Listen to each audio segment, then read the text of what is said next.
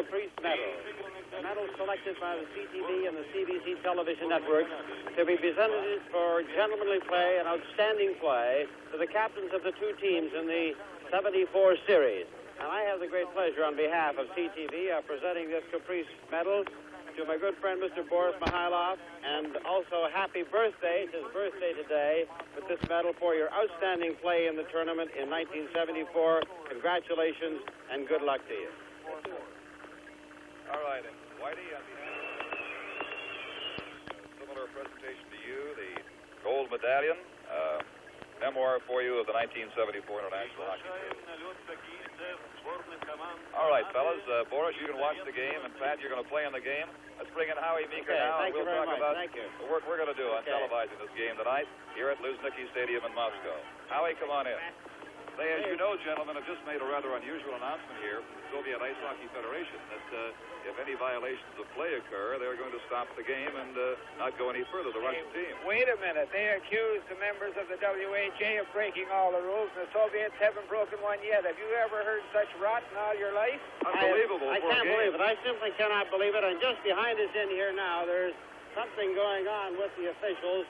And we'll try to find out what it is, but the Canadian officials are naturally upset. They would be irate, as anybody would be. I just can't comprehend anybody in sport anywhere making such an announcement before a game. Oh, I don't know where they get the right to accuse us of being a ruffian. Holy Jumper, how to pay first guilty as we are if there has been rough play. Well, to qualify and put limitations on how far you can go in a game and what you can do before you start under threat of withdrawal is a little unusual. All right, thank you, gentlemen. That game is going to be underway in just a moment. We'll have more information for you. This is Game 8 of the Canada-Soviet series from Moscow. Just 100. Bring it.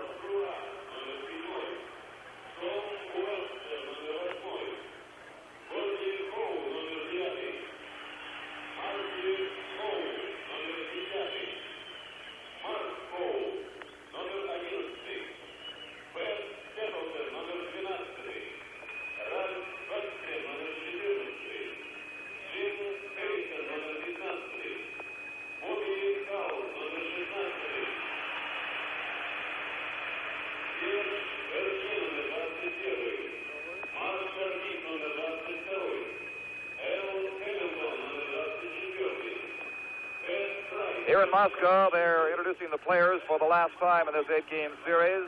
Frank Mahavlich, who's playing tonight, is stepping forward now. Team Canada and the Soviets have both made a number of changes for this game.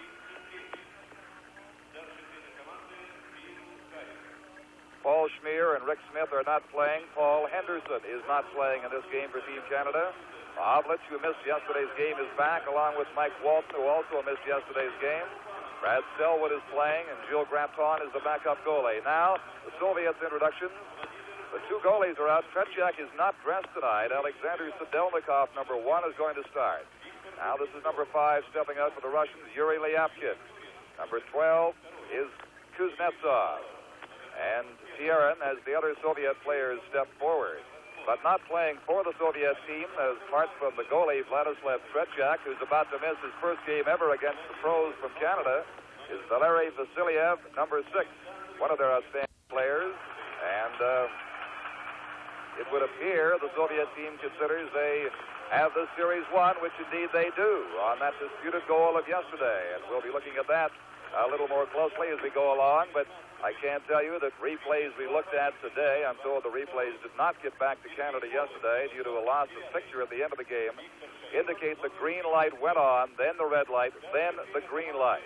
But confusion still reigns about the time the Canadian team feels was wasted while the clock ticked on after a stoppage of play. Now we're just about ready for the national anthems of the USSR and Canada here for the last time in this series from Luzhniki Ice Stadium in Moscow.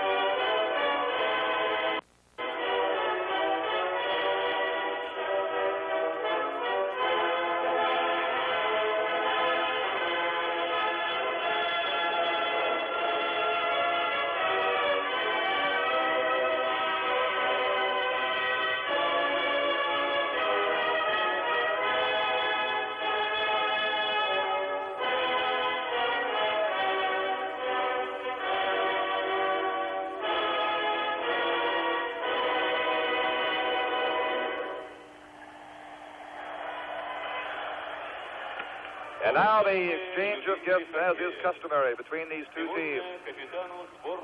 But let me repeat, the announcement has been made by the Soviet Ice Hockey Federation accusing the WHA team of dirty play in the series, and the first example of that, they will stop this game tonight. This is Game 8 of the Canada-Soviet Series from Moscow.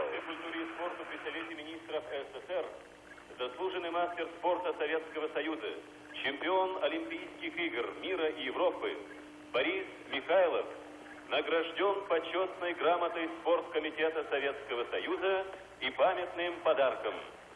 Награждает Бориса Михайлова председатель Федерации хоккея Советского Союза Николай Корольков.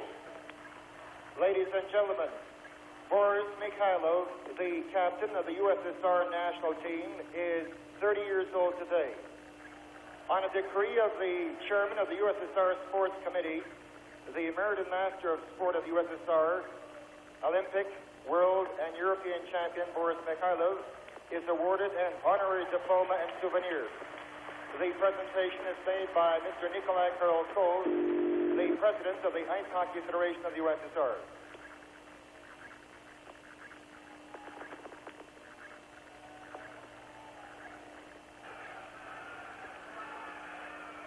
So we are awaiting the start of play, and as we state this game, if the Soviets carry through with their threat, if what they deem to be rough play occurs on the part of the Canadian team, then it will stop very promptly. It's one of the most amazing pregame conditions ever laid out before a sporting event, and it has just happened moments ago here in Moscow. The referee is Josef Kampala of West Germany. The linesmen are Valentin Nikolson of Moscow and Doug Robb, a Canadian from Bolton, Ontario.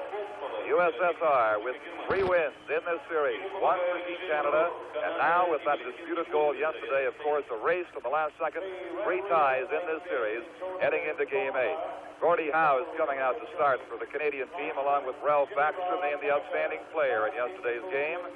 Mark Howe will be on the left side. On defense, Al Hamilton with a strong game yesterday, and the captain, Pat Stapleton. In goal, of course, is Jerry Cheevers. The backup man today for Cheevers will be Jules Granson. And starting in goal for the Soviets, Alexander Sidельnikov as Tretiak gets a rest. Mальцев will take the face-off with Harlamov on his left. It is underway, and Mальцев wins the draw in the 8th game. The puck in the Canadian corner. Mark Howe getting it away from Kapustin. Now this is Stapleton working it up to the blue line. Backstrom could not control it there. Circling at center ice for the Soviets, number 18, Vikulov. Now Backstrom takes over and drives it back to the blue line. Here's Mальцев with Vikulov and Harlamov. Mальцев closing in, and Cheevers came out to cut down the angle and made the stop. The Canadians under pressure in the early seconds here in Moscow tonight in Game 8. Al Hamilton against Vikulov finally wins the puck to center ice. Harlamov takes it away inside the blue line against Stapleton. Centers it out in front. Back to the point. Here's a shot, and it's deflected. The rebound. Vikulov shot wide. Lutchenko's drive, and then the rebound for Vikulov going wide of the Canadian goal. Here's Stapleton behind his own net. Team Canada a little shaky in the early seconds here. They played just about a minute. Moving up now to the blue line slowly is the 46-year-old wonder Gordie Howe. At the Soviet line, inside with Mark Howe. Tries to drop it to Mark. Went to Mальцев instead. Now Mальцев will send number 15, Yakушев, away as the Soviets have made changes. Шалимов, number 31, chasing it. Stapleton gets there first in the Canadian corner. The Canadians looking to make some changes now. The Soviets almost completely changed in the first shift. Here's the puck up coming from Howe to Mark Howe at center ice. He dumps it into the Soviet zone off the stick of Yuri Ляпкин. Now the Canadians make a change with the puck in the Soviet zone. Number 34 is Viktor Shalimov, swinging away at the blue line. Was cut down there by Howe. Soviet fans whistle. There's no penalty on the play. Now moving it up is J.C. Tremblay at the Canadian line.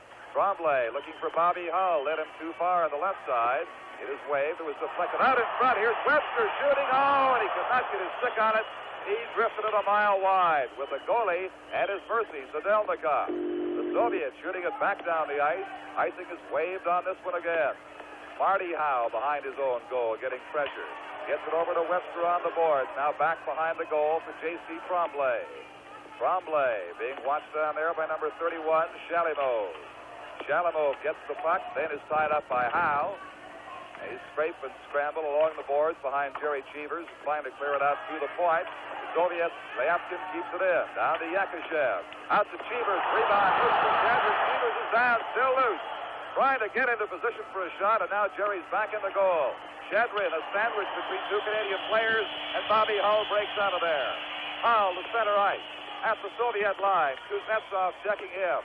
Howe stumbling in the corner. Bumped by Kuznetsov. For Lacroix now. He is bodied into the boards. The puck comes out to Sergei Kapustin, number 8. And the Soviets start back in this scoreless game. Here's Shadrin. Away from Howe. Down the boards offside for Kapustin. They finally get a whistle, having played a little over 3 minutes here in the opening period in a scoreless game. And I presume, Howie, to this point, the play has been satisfactory as far as the Soviets are concerned. The game is continuing. Right. Here's a replay here where Cheevers just gets the stick out in time to tip the puck away, and they took another rebound. All right, number 21 now for the Soviets. Vladimir Vikulov sending Kapustin away. A long lead pass to the center ice area for Kotov. Kotov with Anison inside the line. His shot was blocked there by Brad Selwood. They dig for it along the board. Selwood, number 6 for Canada. Wings in behind his own goal. Skates slowly up the left side. A pass to Jim Harrison. Left it over there on the far side, and they shoot it down behind the Soviet goal, and Sidельnikov comes out to stop it. This is Kapustin now. Harrison gets a piece of him going in. A loose puck out of front, and Sidельnikov grabs it with the big M. Frank Mahovlich right there. Sidельnikov has to be a little apprehensive about beating the pros for the first time. It is the initial opportunity for him to play in goal for the Soviet Union in this series. He did not play in the last series either. On the draw now, Anison wins it from Jim Harrison. And Kapustin in the corner fails to clear. They leave it in there. Walsh could not control it. Now Harrison gets it out to an open point, and the Soviets start back. Kapustin down the left side, inside the Canadian blue line. Missed the centering pass. Selwood missed him, and Harrison works against Anison. They get it out now for Ricky Lee. Right side pass for Walsh. Mahovlich skates offside inside the blue line. They whistle that one down. Still no score. They played just over 4 minutes here. We'll repeat again, in case you might have missed it earlier. The Soviet Hockey Federation announced they'll stop the game because of repeated violations of dirty play in this series by the Canadians. Those are the words they use. It's, well, to say the least, one of the most amazing statements ever made before a sporting event. Now, inside the blue line, as this game continues, for the moment at least, Vikulov works it out for the Soviets. Tries to find Harlamov. Reggie Howe missed a check on him there, and it slides back down into the corner and finally out to center ice. They've got Tardif, Poole, and Bernier on the ice for the Canadians. Vikulov now, number 18, inside the blue line, turned around by Bernier. Gets some help from Whitey Stapleton. Now Tardif along those backboards with Poole and Vikulov. It is still loose in there, still in play. Vikulov gets his stick on it, tries to practice the game. His shot is wide. And Team Canada now slowly begins to move up with Bernier just relaying him off the boards into center ice. Vikulov away from Bernier, taps it back into his own zone to number 3, Vladimir Lutchenko. Lutchenko to Mальцев. Back to Mальцев at the Canadian line, and it was cleared out by Al Hamilton for Serge Bernier and down the ice. Not much of a thrust by either team offensively. A lot of tight checking so far in this game. Harlamov missed the left wing pass. Hamilton comes up with it and lost to Mальцев, and Reggie Houle digs it away across the ice, but Lutchenko intercepted that. Canadians unable to mount much of an attack. The Soviets have been tied up once they've reached the Canadian blue line. Now here's Matt Sable in the head for Mark Tardif. Across for Bernier, too far. Lutchenko around the board. Hamilton keeping it in. Hamilton works to the corner, missed the centering pass out. It was picked off by Sagankov. Harlamov now skating down the ice at great speed. Mальцев with him. Mальцев in the clear. Over top of the goal. And Cheevers split out to intercept him. Great 2-on-1 break there for the Soviet team. Right side pass for Reggie Houle. Houle getting set for Bernier. Behind him to Stapleton. The deflection there just missed at the goal mouth. Now behind the goal, they get it out to Houle, and he could not reach the puck. Hamilton over for Bernier off the glass. Bernier against Kotov, now slowing it down in there for Mark Tardif. Tardif, as the Canadians have something going inside the Soviet zone.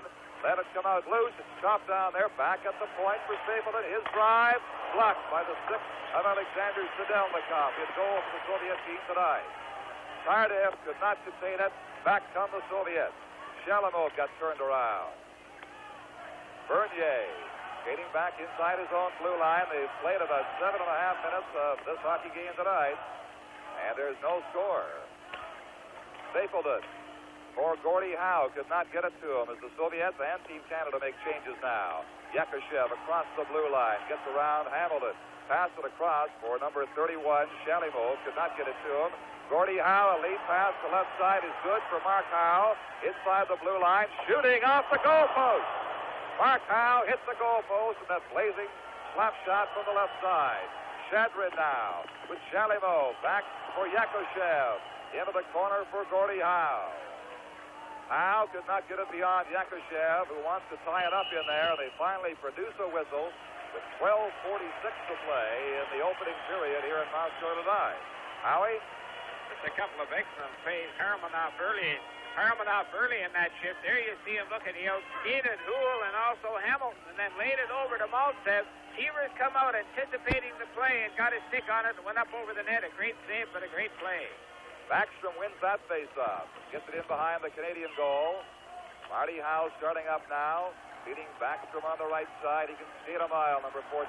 Ralph Backstrom at 37. Clears it in front of the goal. And Mark Howe could not get a shot away, but it was whistled down outside anyway, back at the blue line.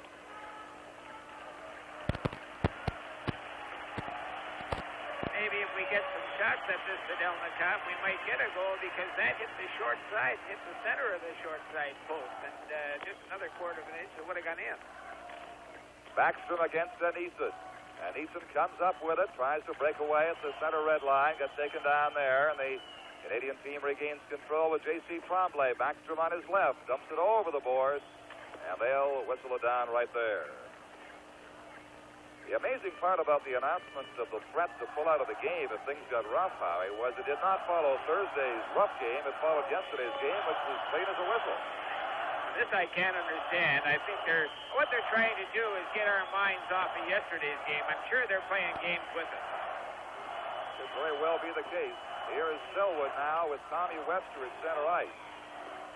Webster, always a big scoring threat. He scored 2 picture goals so far in this series. Takes the puck inside the blue line, then was stick checked into the corner by Tierin, number 32. There's going to be a whistle now, and here's the first penalty of the game. Tommy Webster came flying in there. He'll get 2 minutes with the score. Canada nothing, the Soviets nothing. This is Game 8 from Moscow.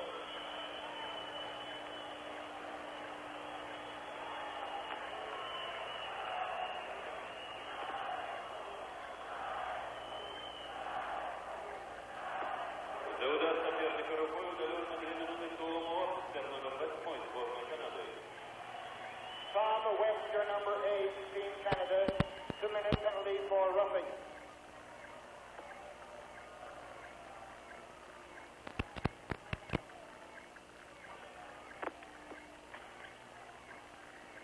From the face-off, Gusев lets it roll back into his own zone, recovers at the side of the net.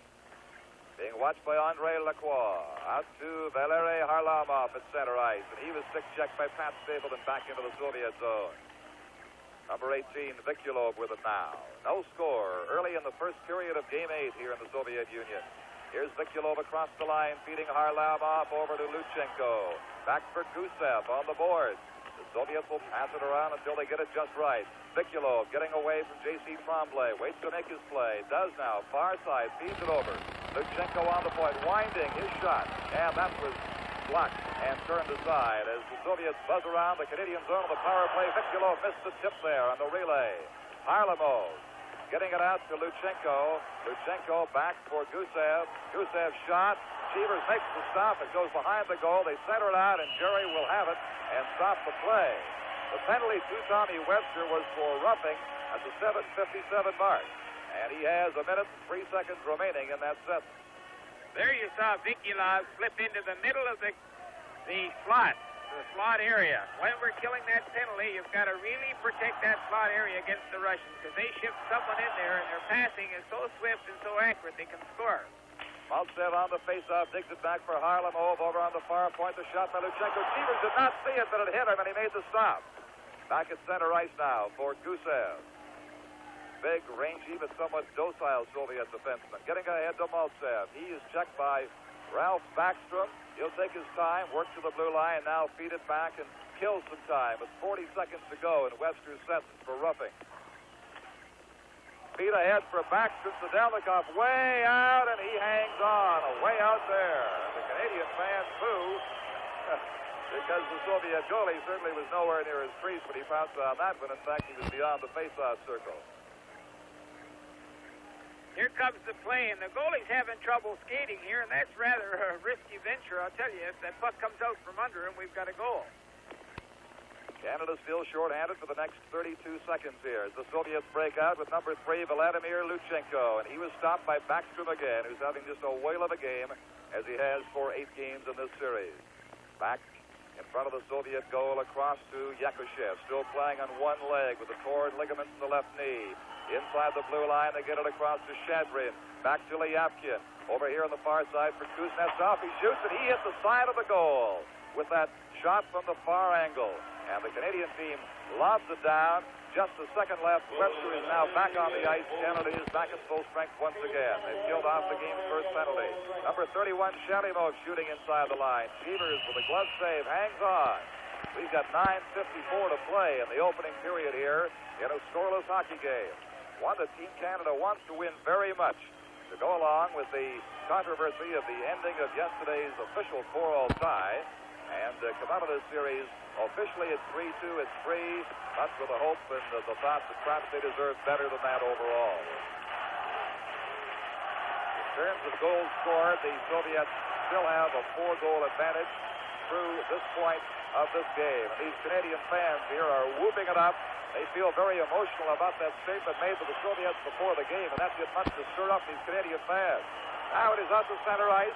Race for it. Mike Walton could not get away, and the delayed offside is waved. Harrison cuts down a Soviet player, and it comes back to the blue line for Kuznetsov, who was hit by Harrison. Now Harrison inside the line shooting, and Sidельnikov just got enough to deflect that aside. Shadrin, Rick wide, intercepted there by Mike Walton, and he had his teammate Jim Harrison trapped inside the blue line. They'll face off there with 9:28 remaining now.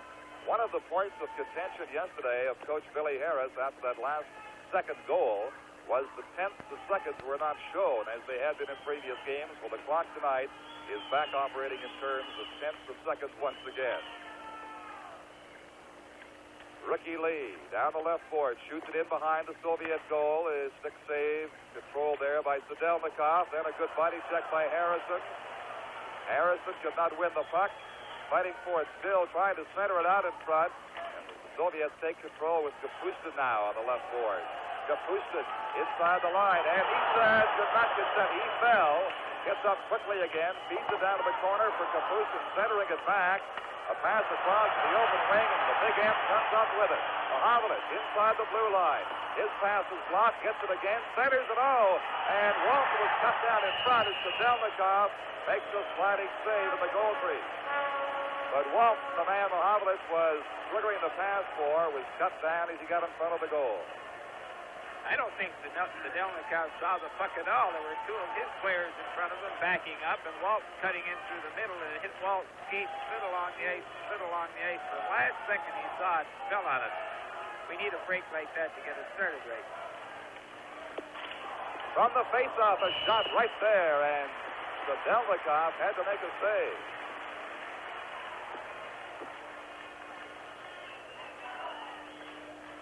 Complaining to his players to win a few of those face-offs, I guess. 8:44 remaining now in the period as Team Canada will make changes. The French line coming out, Bernier, Howe, and Tardif. Bernier could not win the face-off. Soviets Lutchenko going in behind his own net. Forced back by Bernier. Bernier then bumps into Mальцев, and they do clear it to the center ice area. Soviets have been able to move the puck well from their own zone throughout this series. Harlamov on the right side. Now in the corner, bumped and turned around, still has the puck. Tries to get it out there to number 18. Cannot do so to Šalimov. Now here's a chance. It is whistled down on the offside inside the blue line. more I see of that Harlamov, the more I'm amazed at the speed and the change of pace and the maneuverability that this young hockey player is. I think he's next to Yakушев, and Yakушev's been on the limb. He's the most exciting hockey player in the series. All right, here is Harlamov getting it down inside the zone with the aid of Mальцев. Pat Stapleton, certainly an outstanding member of that defense corps for Canada, likely their best one throughout the game so far. It slides inside the blue line for Lutchenko. There's no score, about 8 minutes to play in the opening period. Over on the right side for Mальцев, ahead for Vikulov, closing in on the right side. Then was tied up by Al Hamilton, and Cheevers comes out to grab it. Boy, Stapleton got caught in left field in that one. He was anticipating a pass to a man standing on the Canadian blue line and come out to intercept it, and the Russian threw it right across the rink. That's the second great play that Hamilton has made to stop the Russians from getting an excellent try on Cheevers. The referee at that point came over Kampala and was cautioning Coach Harris about something. Billy, of course, never looked too excited, did not react. We have no idea what it might have been. But in view of the announcement before the game, we're watching everything in that regard. The Canadians clearing it out of their own zone now. Here's Tom Webster. Left side pass for Bobby Howe is too far. They'll call that one back for icing.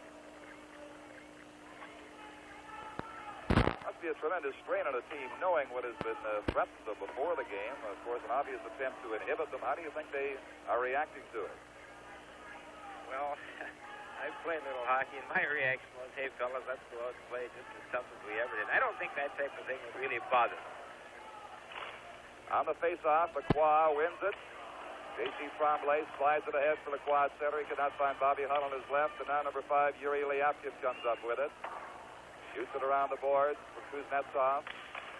Now intercepted in there, picked up by Howe, and he almost broke in as the Soviets come back now. Here's Shadrin on the right wing, inside the line, watched by Tremblay. Could not center it against J.C. Tremblay.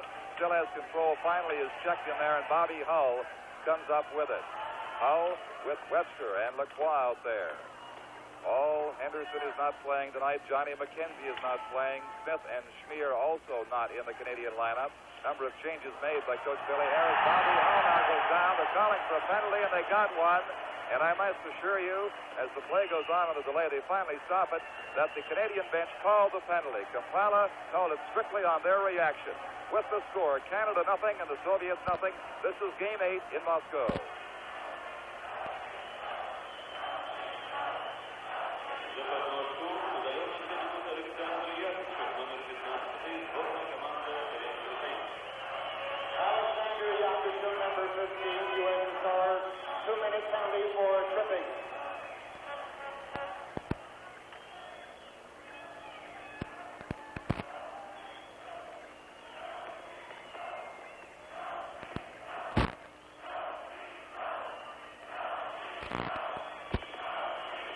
Bobby Hull was tripped by Yakuşev, and they give Yakuşev the tripping sentence of 13:08, sending the Canadian power play on for the first time tonight. Let's look at it again now. The play was at the blue line. As Hull started to go away, Yakuşev there caught his stick in between his legs, and down he went. The Canadian bench called the penalty. Kampala did not react directly. When he saw their outrage as they were climbing the boards hollering, that's when he whistled it as a penalty. Face-off now for Backstrom with the two Howes out there. Gordy could not control it. Shadrin shot it down the ice. Gary Cheevers leading it for J.C. Tremblay. Now Backstrom starting out. With Hull. Back over on the right side for Tremblay. Center ice. Trying to work it inside that line. Bobby Hull now coming in. Digs it back on the point. The shot by Howe was deflected to the corner. Backstrom with Gordie Howe. Back for Bobby Hull. Now Gordie Howe leaves it for J.C. Tremblay. Tremblay's shot deflected. Loose in front. They score! I think Tremblay will get the goal. Watch this three-cushion bank shot. It didn't finally go in off the Russian stick unless Backstrom got a stick on it. But it hit two sticks. Howe let it go. Tremblay here shooting the puck. There it hits one. Now there it hits another. See it, Jake? I think it possibly went in on its own. Don't think Ralph got a piece of it. Goal should belong to J.C. Tremblay. come at 13:47, just 30-some seconds after the penalty. Here's another chance right in front for Gordie Howe. He shot wide. On the right board, Kodov, as the Canadians put the pressure on, loses it. They get out to center ice, the Soviets shoot it down. There's going to be an icing infraction there. And they finally whistle the face-off with 5:51 remaining. There you see Boris Kulagin at the Soviet bench. Here it comes again. 1, 2, yep. I would think it had to go in unless Ralph could reach a little further than we think he could. But just a great play, and coaches always say, shoot the puck. You never know what's going to happen. From the face-off, they get it out to center ice. They say that Backstrom has touched the puck and got the goal. So Tremblay gets the assist on the shot from the point. Backstrom from Tremblay at 13:47 is the Canadian goal. 1-0 for Canada. Out for Popov, ahead to Anison. Anison now tries to center. It does in front. They shoot. Cheevers made the stop. He was screened, but he hung on. That quick backhand shot is 6 go up in front of the Canadian net, but they're quickly separated there.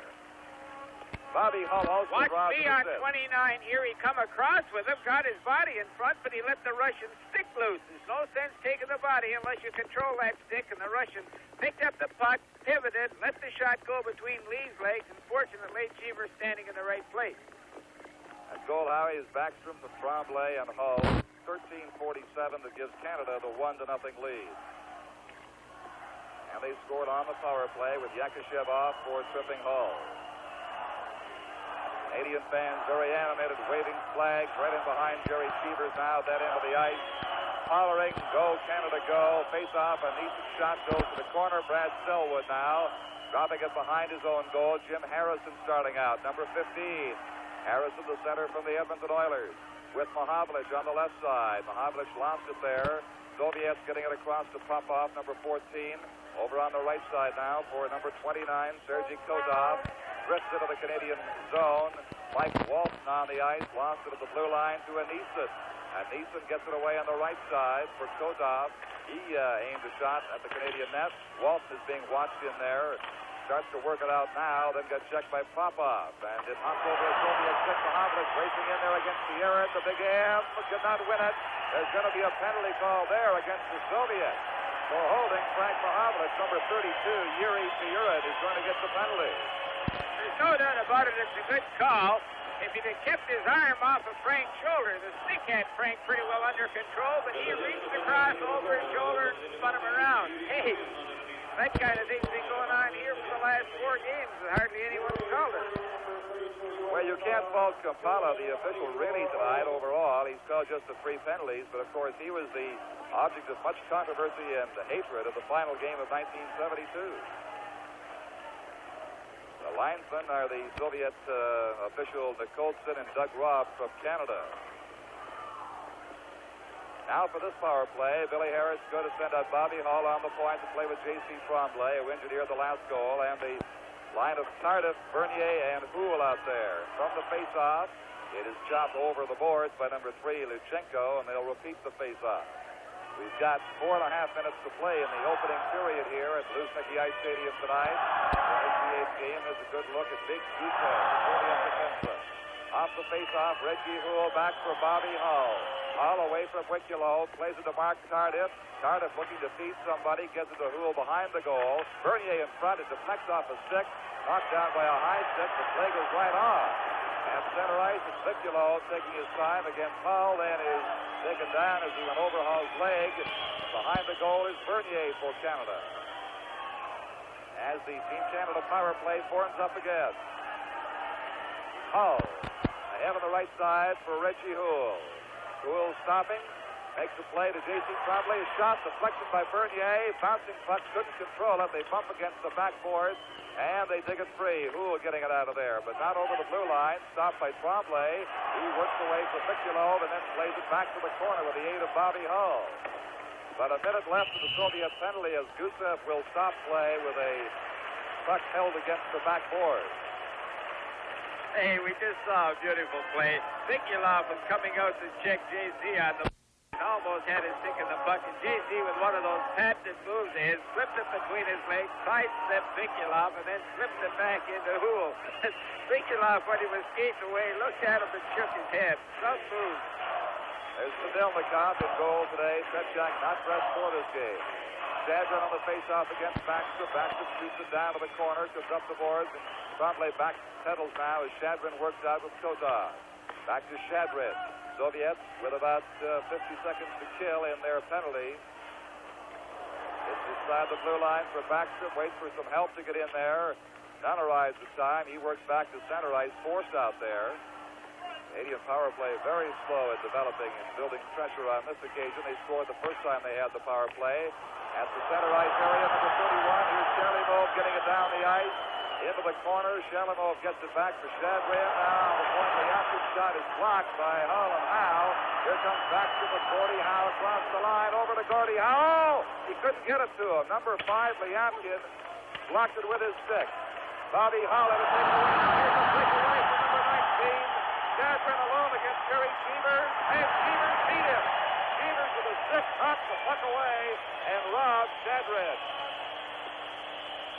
The Soviets now are back at full strength as Gordie Howe starts up on the right side. Just a fantastic stop by Jerry Cheevers. The puck slides to Sidельnikov, and he will hold it for a face-off. How about that, Howie?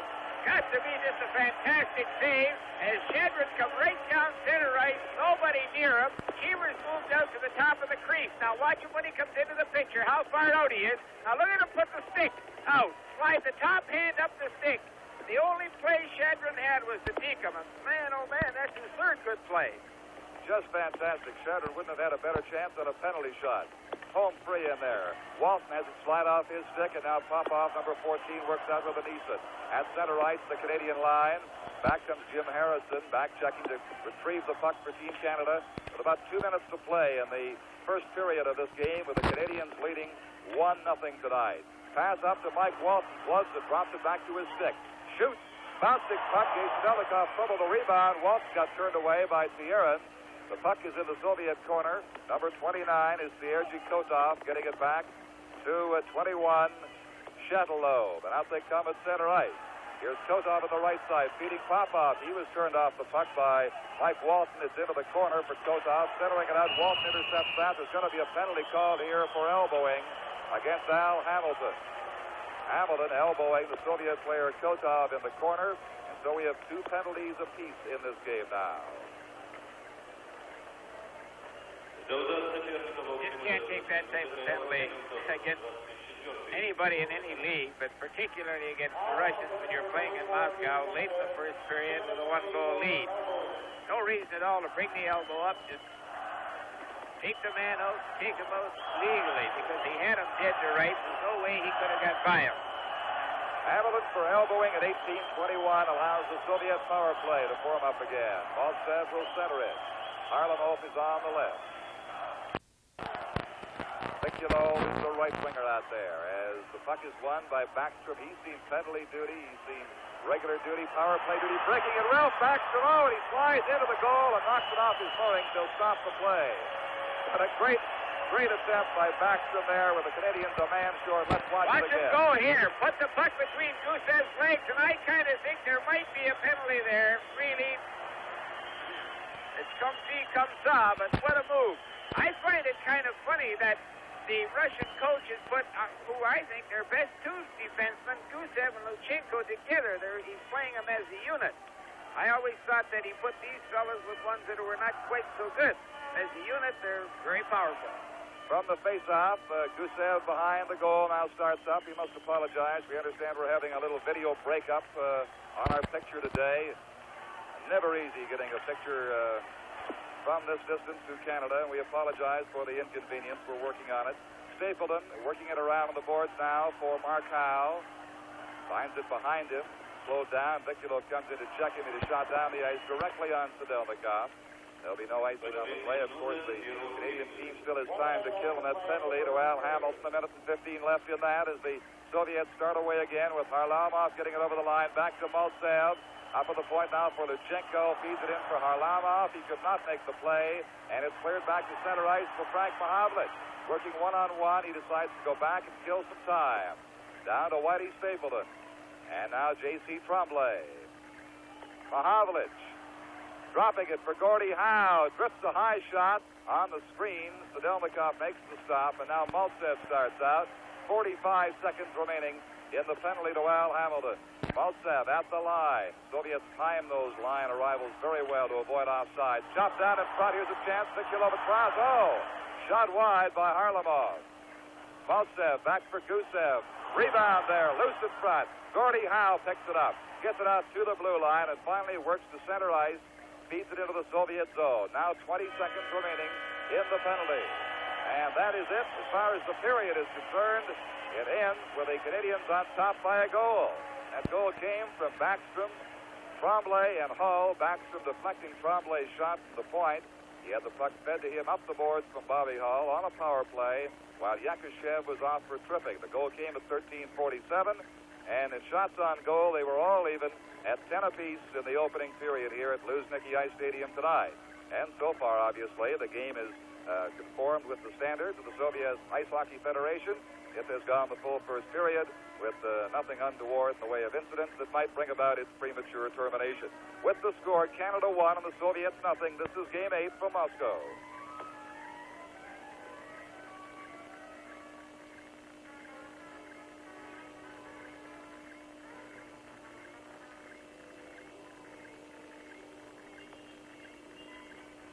Microphone on, Billy.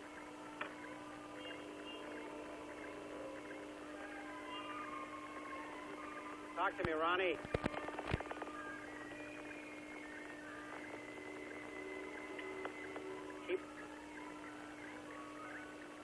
What I'm going to do, Billy, the first time I'm going to show the replay of that goal 4 times from 4 different angles, and I won't bring you in at that point. Then you and I will start talking, and I want to show you how the digital clock on Thursday yeah, we'll see it here. Had the digits, and then didn't have the digits going. The first 2 games ahead of it. Yeah.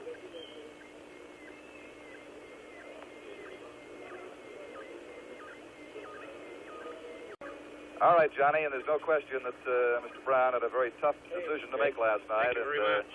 He made it, and the real issue has to be the amount of time the clock dragged on with just a few seconds left after a whistle stop play that cost Canada time in that game. Well, we're now in the 8th game and just getting set to get underway in the 2nd period with the Canadians leading it by a score of 1-0 as the officials are waiting over at the boards for something before getting things underway. They haven't got a puck. Well, that's a good enough reason to wait. Kapala now has a puck. And the 2 teams have a 2nd period to play, and it is underway with Ralph Backstrom at center ice. Pat Stapleton back on the blue line, lobs it down to Sidельnikov, and he leaves it for big Alexander Gusев. Gusев clears it ahead to the center ice area. And Pat Stapleton now for Team Canada relays it off the boards for Ralph Backstrom. Backstrom there with Mark Howe, turns back, waiting. Of course, Canada had to kill some time there. Al Hamilton, with the 2nd period penalty, just stepped back onto the ice, so they're at full strength now.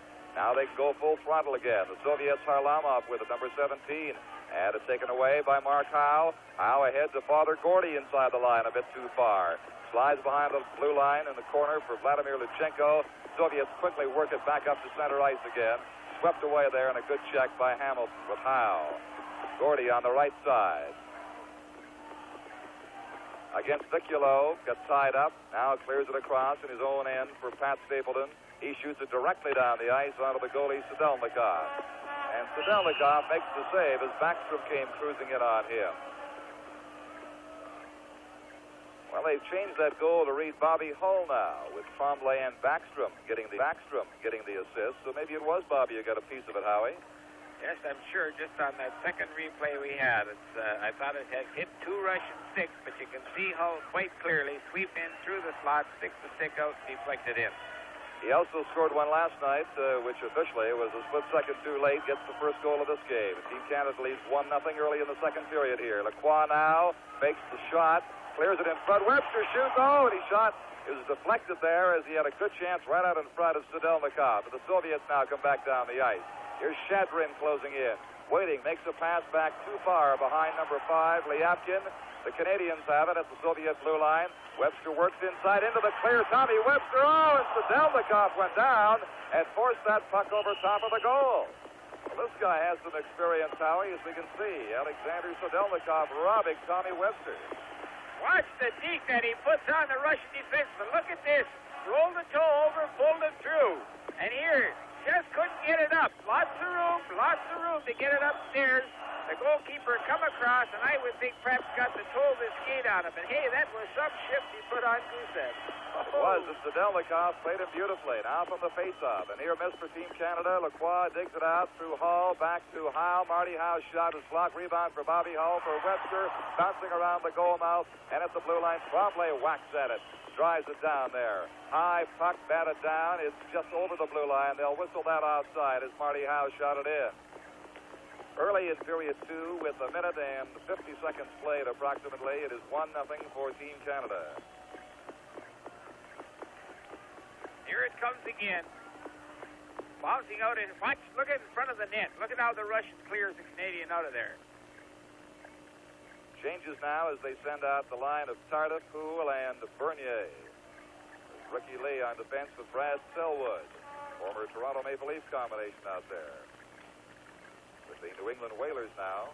Here's Lee, watched by Kotov in his own zone. 2 Soviets in there, but Tardif wins it, clears it ahead to the Soviet blue line. Getting back forward is Shatlow, getting it over on the right side for Tierin. At center ice now. Several new players in the Soviet lineup tonight. Here's Lee taking a little bit of a pop at Popov. He gets called for it, I believe. They've called double penalty. Popov, number 14, tangled Lee up, and then Lee gave him a very soft glove to the face. So the score, Canada 1, the Soviets nothing. This is Game 8 from Moscow.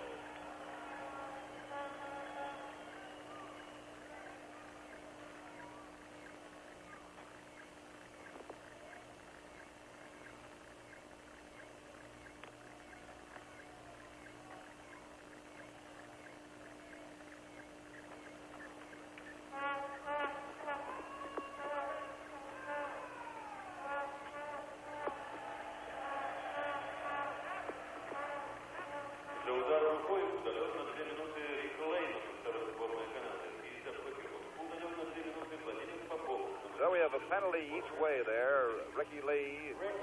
Number 2, Team Canada. 2-minute penalty for roughing. Vladimir Popov, number 14, USSR. And Popov gets the Soviet penalty. Interference for Popov and roughing for Ricky Lee. Offsetting minor penalties. Now it's center ice. Play at the Soviet blue line. They simply drifted back in there. Bernier out doing some forechecking. Vikulov now for the Soviet team at the Canadian line. Getting around Hamilton, stopping on the boards. Feeding it to Harlamov, and he shot wide with Cheevers at his mercy. And Hamilton jams it ahead for Rejan Houle. Ahead to Serge Bernier across the line. Bernier shoots. Good stop. Rebound. And they just missed there with Houle cruising in. Tremendous drive, and on the rebound, they almost beat him with Houle right there. They shoot it down the ice and call it for icing. These teams are playing 5 aside with a minute and 15 left in the penalties to Lee and Popov. And Harlamov, when Vikulov had the puck, just watch this now. Watch 19, but look at Harlamov skate and get in behind Stapleton. The key there, he gets in behind. Just skated right by Stapleton, and he didn't see him.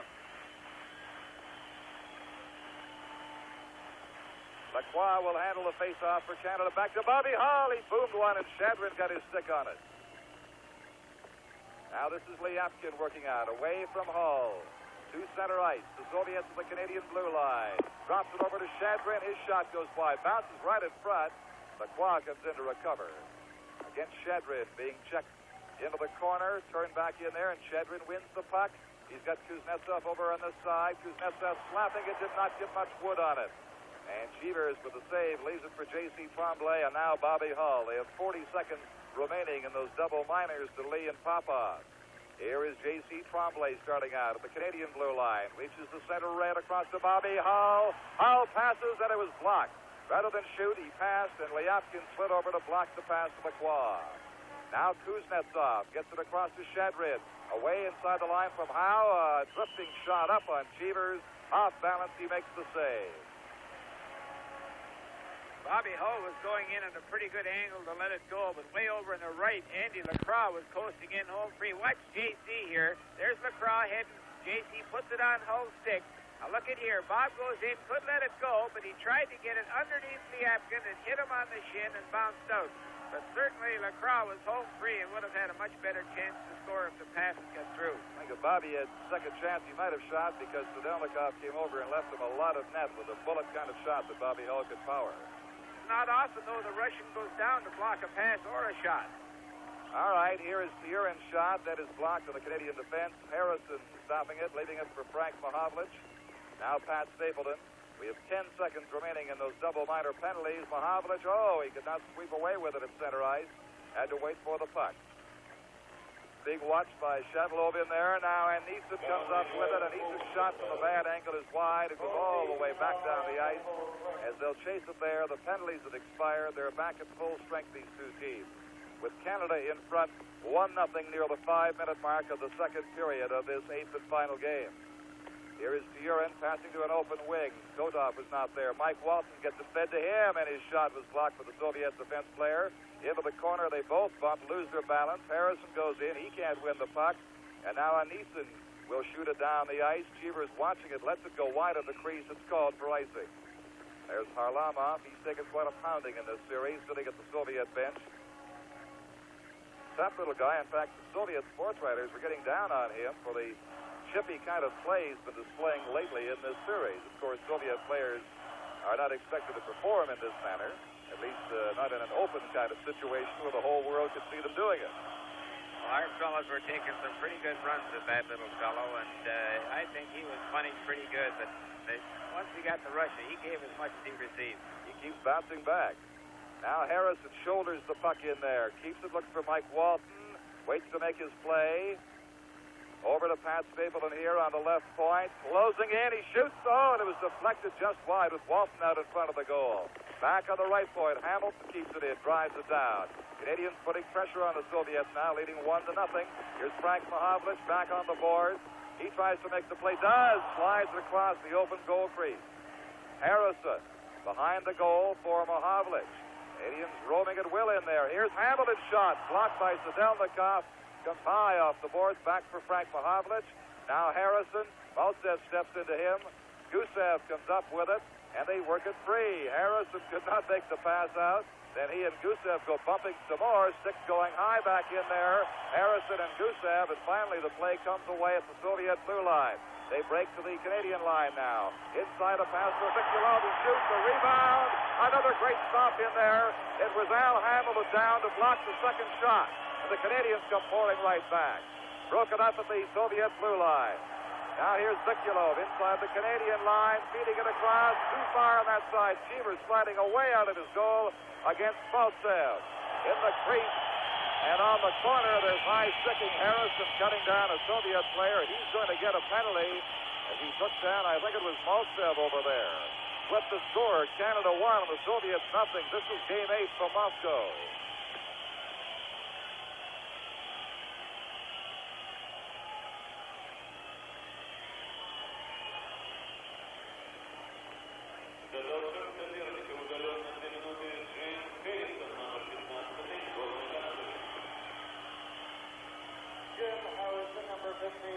Canada, 2-minute penalty for cross-checking.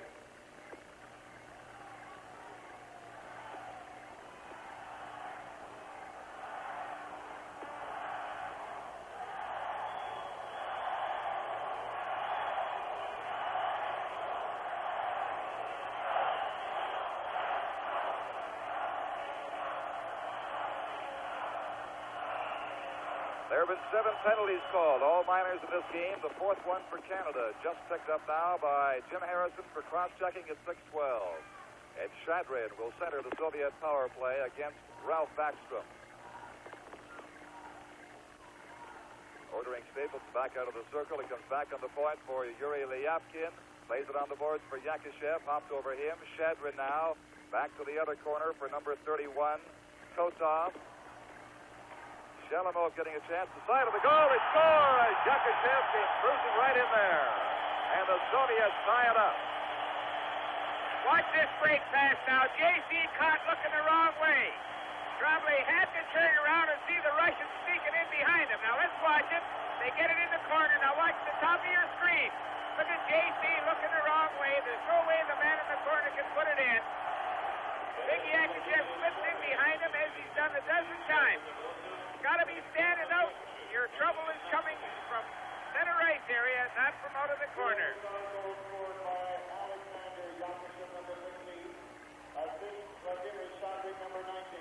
Yakушев from Shadrin ties it up. The second power play goal of this hockey game.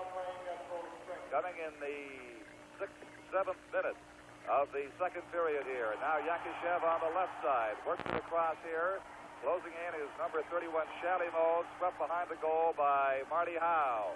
Šalimo still with it to Kuznetsov. Kuznetsov shot. Blocked loose around there. And Cheevers cleared to J.C. Tremblay and off to Gordie Howe on the boards. And Howe shoots it out to center ice. Canadians a little unbalanced after that quick Soviet thrust with the power play to tie the game. Back they come. Here's Šalimo right in front. He shoots at Cheevers with a great save. Šalimo closing right in on him. Jerry Cheevers has certainly done a marvelous job again tonight against the Soviet Watch attackers. this. I think JC takes it off his stick. No, he does. Yes, he does. Look at that. JC got the stick out. Šalimo made one move too many.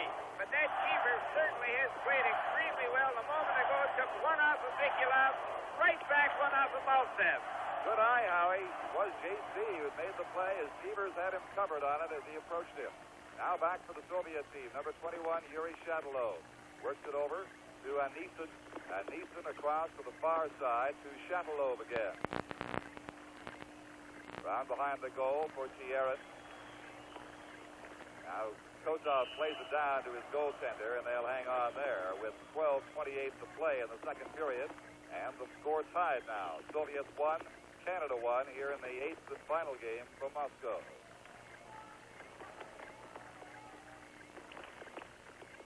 Back to Bobby Hull. That is drifted wide. Šatalov getting it up. And finally to number 25, 29, Kotov, and out to Popov now as he works away at center ice. Popov, a left side pass over to Kotov. Tries to backhand it in front, gets turned back into the corner by Brad Selwood, and they shoot it up the boards. Soviets keep it in. Fans hollering for a penalty there in the corner as Selwood took the Soviet player down, but here's Bobby Hull now inside the line, centering it across. Nobody there as Webster went down. Puck in that Soviet zone, coming out to center ice now. This is number 29, Kotov, digging it down into the corner. Selwood back there for it, being watched by Popov.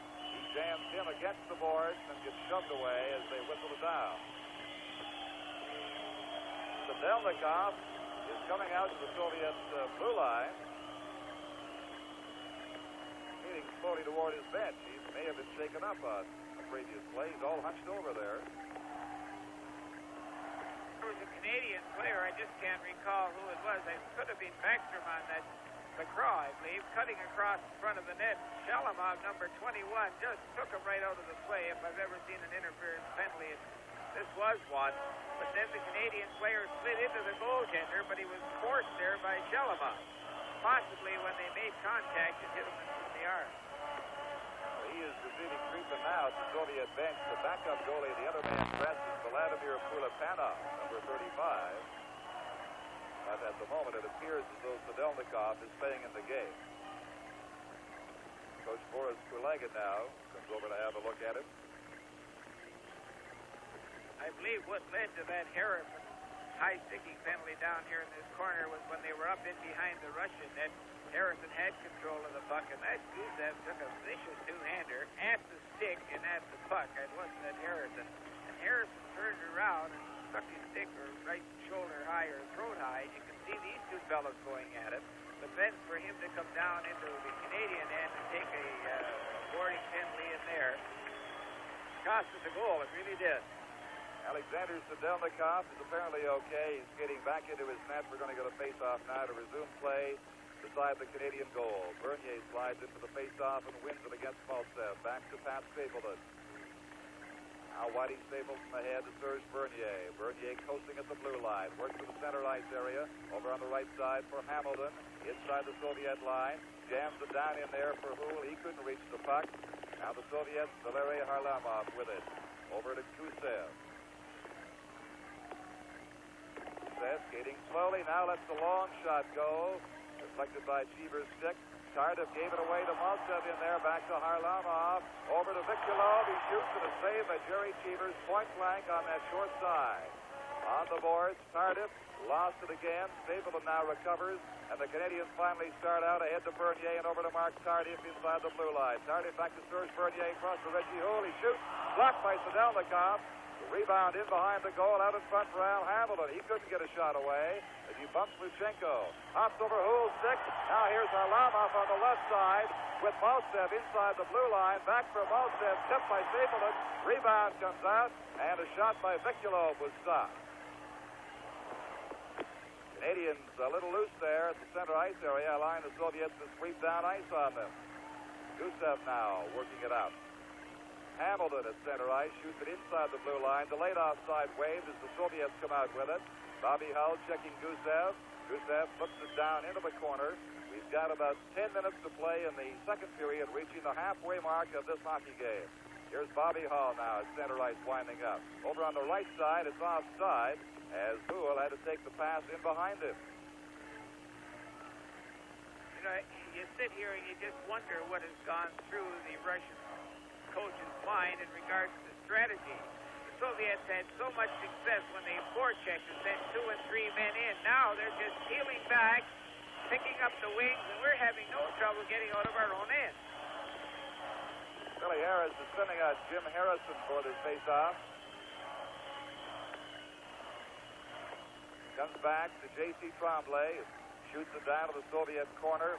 Kuznetsov behind his goal. Bumped there by Harrison and spun around. Now Ляпкин with it. He clears long down the ice.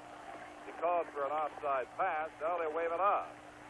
They wave it off the boards, that long pass to Kozov. Now here's Marti Howe. He's out there with J.C. Tremblay on defense. He shoots it down the ice. Went off the skate. There is no icing on that play. We have 9.5 minutes remaining in the second period and a 1-all tie. Inside the Soviet blue line. Kozov there as Harrison, his six go high, and Kapal is going to whistle it down. Going to call a charging penalty. Charging penalty against the Soviet players, so they'll be even now at 4 penalties apiece. Victor Šalimov gets the penalty. It will be for charging. And the time will be 10:34 of the second period.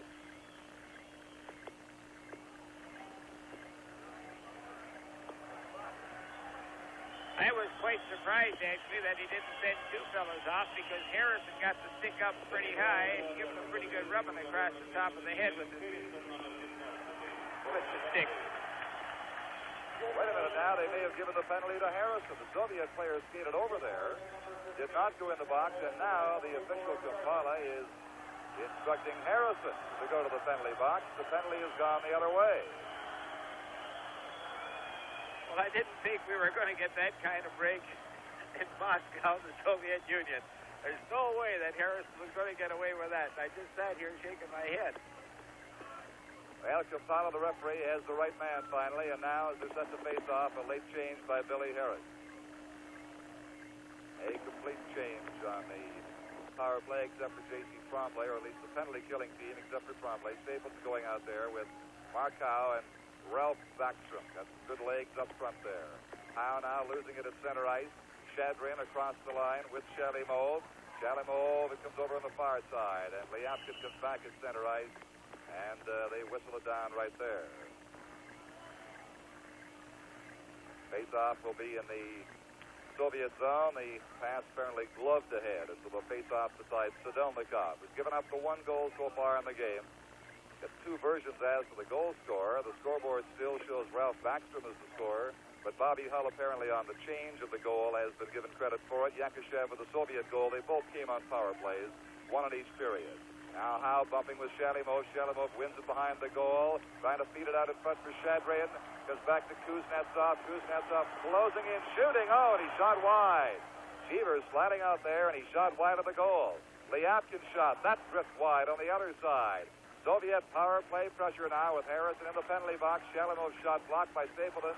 It comes to J.C. Tremblay, and finally it is cleared down the ice by Tremblay. 1:15 remaining in the Canadian penalty.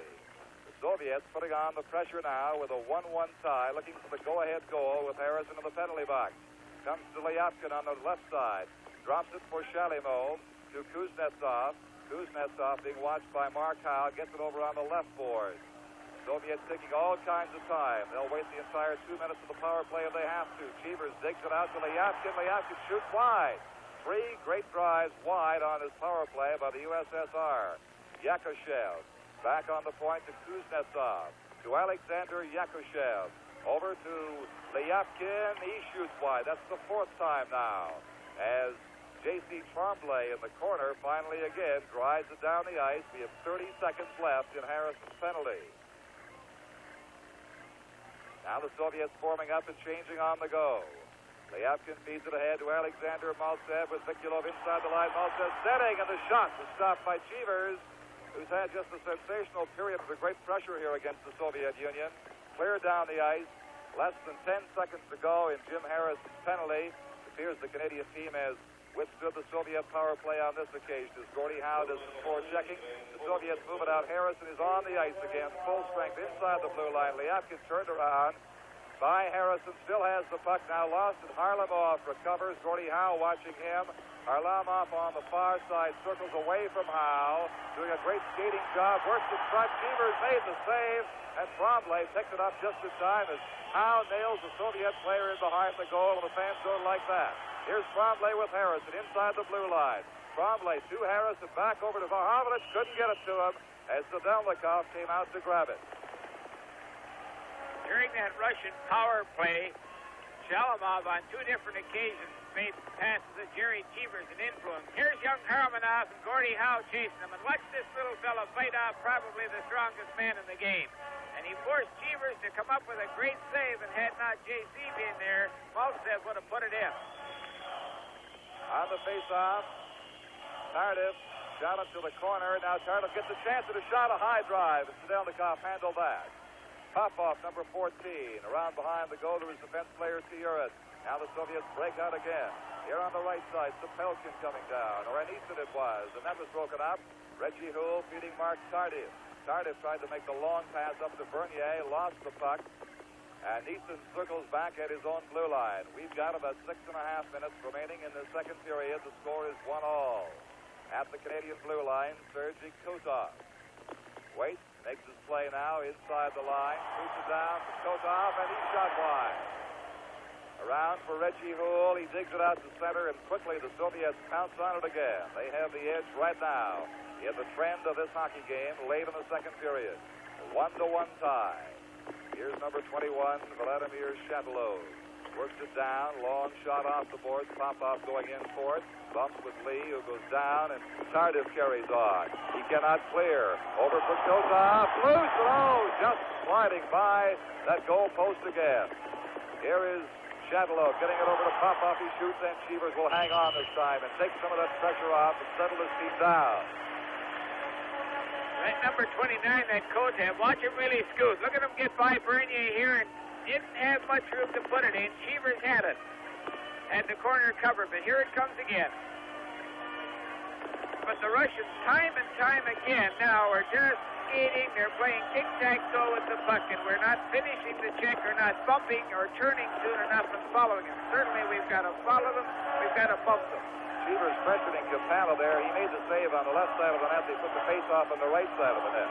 Going to be over there now as the drop to Lacroix. Did not get it all the way out. It comes back for Gusev. The rebound is loose in front, and Cheevers has it under him and holds it.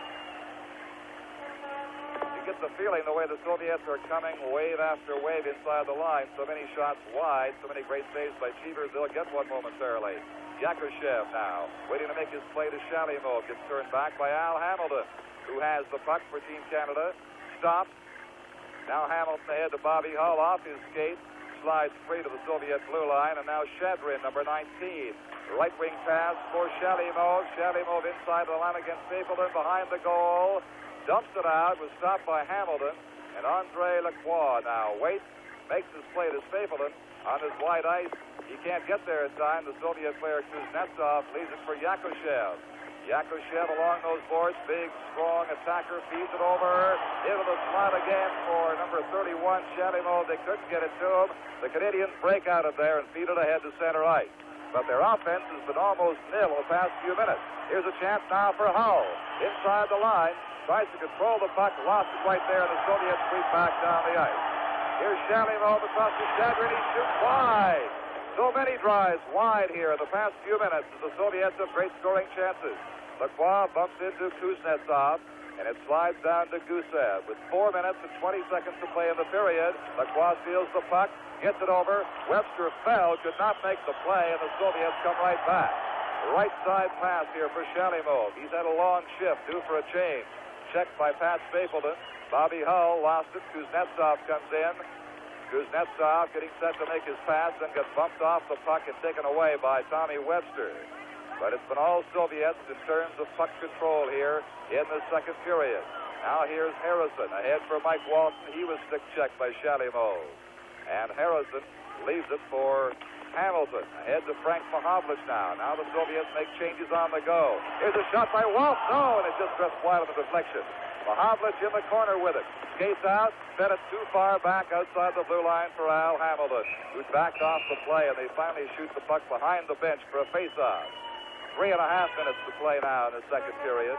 The goals, Hull for Canada, Yakuşev for the Soviet Union, both on power plays. We've got a 1-all tie in the 8th game.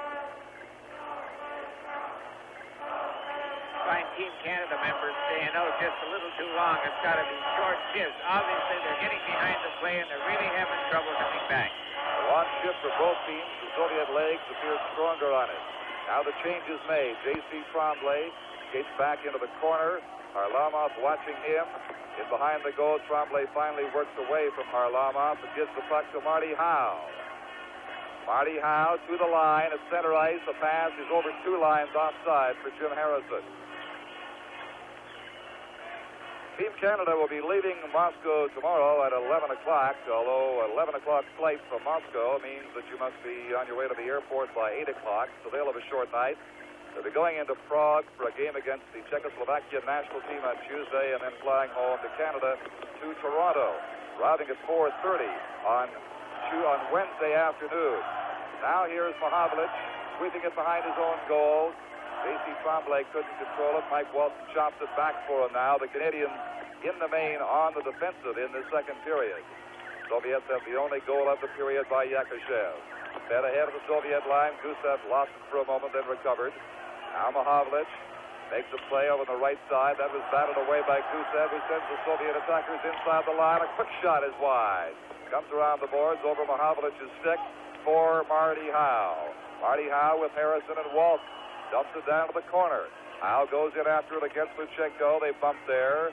Out in front of the goal for Mahovlich. He could not get a shot away. Mальцев golfs it around to the far side. And on the point, Harlamov lets it slide out to center for Mike Walton. Now Marty Howe to Harrison. Harrison into the left side. Digs it back for Marty Howe. Could not get a shot away. Breaking out of there is Kotov across the blue line. He slows it down. Makes his play. Vikulov for Harlamov. Could not set him up. And Mahovlich now feeds it across the left side for Jim Harrison.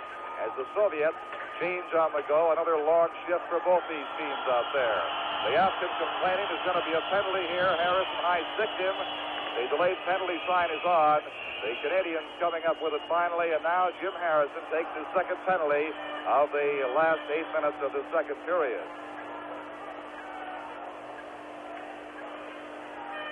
They're calling it slashing on Harrison against the Soviet player. It was Lutchenko, I believe, number 3. They carried him into the fence pretty violently and had to stick up pretty high. I didn't see the slashing incident, but there wasn't a doubt in my mind at all that he had him called for boarding. I think what the kids across the country should look for years we've always thought that the Russians can't shoot the puck. This Mальцев just let one go a moment ago. Just a fantastic wrist shot. They've given him a 5-minute major, Howie. Jim Harrison, a 5-minute major penalty. Obviously a deliberate attempt to injure. So a 5-minute penalty to Jim Harrison. The Russian player apparently is bleeding. He drew blood. Therefore, a 5-minute penalty. Lutchenko is at the bench. You see him now being treated. So Team Canada has dug itself into a big hole on that penalty to Harrison. They'll be short for the balance hole on that penalty to Harrison. They'll be short for the balance of this period, 1 minute and 50 of it, and then more than 3 minutes of the beginning of the third period. Here's the penalty-killing combination. Mark Howe and Backstrom. The Soviets won it for a moment, but now Hamilton recovers in the corner. Backhands it out across the blue line. Kuznetsov spins away from Mark Howe. Steps inside the line of the pass over on the side to Shalimov. And it's finally back to Shadrin at center ice.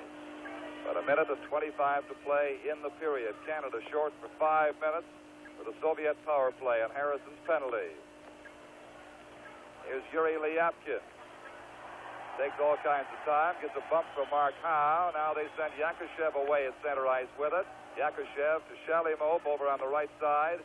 Tries to feed it back across the ice, does. Delayed penalty here against Canada. Ляпкин's taken down. Shadrin shoots, deflected over top of the goal. Hamilton with it comes up with the puck, and they finally whistle it down. But the Canadians evidently have got a cross-checking penalty. Ralph Backstrom is outraged. He's skating over there now to question it. They're not sure who it's against. It'll be Mark Howe. Mark Howe is getting the cross-checking penalty. The Canadians will be 2 men short for the balance of this period. I'm not surprised he didn't get one right off the start, Don. Mark went up into the Russian corner and just took a kid violently into the fence. Let's take a look at this and see. No, we couldn't see where he got the penalty on that one. At least I didn't. But right off the face-off, Backstrom held the Russian player, and he lost the draw and grabbed him and pulled him down. Could have been another penalty there. The puck went up into the Russian end, and Mark Howe took a pretty good run of a Russian and gave him a high stick. Howie, we must point out the Soviet television people control the slow-motion replays. We're pretty well at their mercy, so if you're not able to see and comment on all the things you'd like to, of course, that is the reason which you well know. I want to bring the fans' attention to that. Now Canada is 2 men short for the balance of this period. Here it is getting out to number 3, Lutchenko. Feeds it over on the left side. Lutchenko again now waiting to make his play.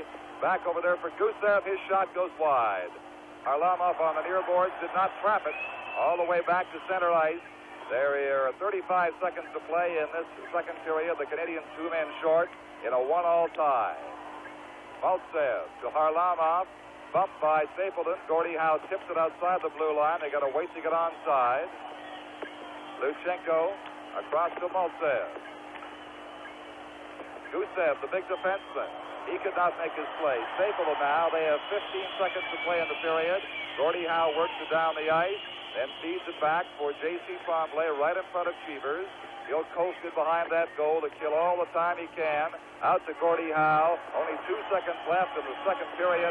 Howe has the puck, and the second period is over. And for now, the Canadian team is out of that double power play situation for the Soviets, with Harrison in for slashing and Mark Howe for cross-checking. There'll be a minute left in Mark's penalty. There'll be a little over 3 minutes left in Harrison's penalty when the third period gets underway, and the shots on goal in that period were 12 to 8 for the Soviet Union. They were 10-10 in the first, but now the Soviets have 22, and the Canadians have 18 on the 40 minutes of hockey we've seen tonight. And so with 2 periods over, with the score, Canada won, the Soviets won. This is Game 8 from Moscow.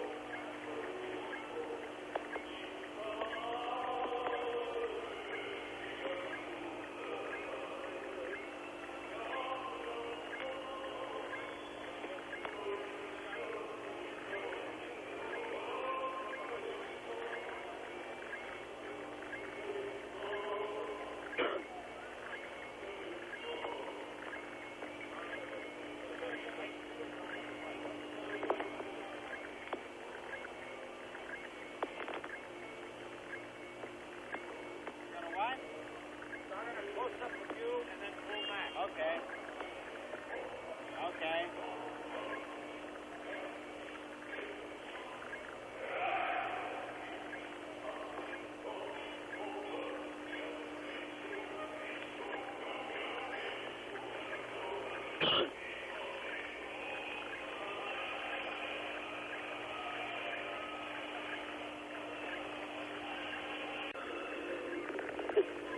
had to get that Howe bit in there. That's, you know, if we do survive it, it's hard like that. Coming back to me, the lights, please, the lights. Get in for the fan item. Are we not going to the fan item? Ask him if he's going to the fan item.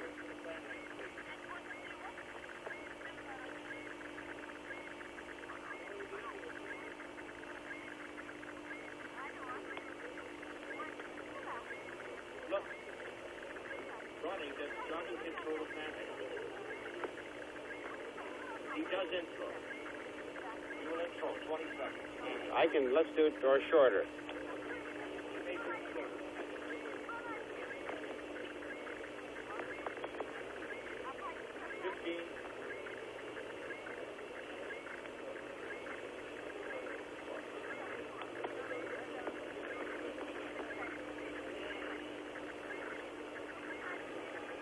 One of the beautiful things about hockey are the fans from all over. I just happened to reach forward and pick one out. This is to the Howe family. It says, God bless you. It's from the Johnsons in Bramalea, Ontario. But fans are here from all over the place. They've dressed in different styles. They've hooped and hollered and tried to cheer the team on. We took our camera around to give you an idea of where they're from, what they look like, and what they did. Here they are.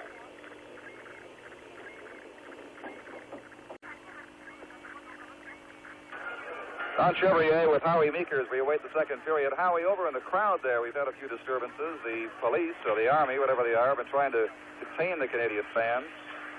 But the third period's underway. We'll talk about that as play goes along. Canada starting 2 men short as they finish the second period. With Harrison off for 5 minutes, Mark Howe for 2. Howe has got now 45 seconds left in his penalty. As J.C. Tremblay skates back for it into his own zone with Stapleton and Ralph Backstrom. They shoot it down the ice. There'll be no icing, of course. They are 2 men short. The Soviet player Kuznetsov is bumped in there against the boards by Ralph Backstrom. What a skating job he has done here in this hockey series. Over on the right side, Shalimov getting it back to Yakушев. Now Kuznetsov on the point as they work that power play around to Ляпкин. Yuri Ляпкин. Over on the far side, the shot by Kuznetsov, block, rebound for Shadrin. He shoots, rebound out in front. They shoot, they score. Shalivo, number 31, got the Soviet goal to make it 2-1. Just watch this. J.C. couldn't quite get there quick enough to pick up the rebound. But watch now, the Russian in the center will get the shot away, and J.C. was forced to go out of position. See? 2 of them go, 2 Canadians going for that Russian player there. 31 picks it up. Look at J.C. reach, went underneath the blade of his stick and up in the top corner.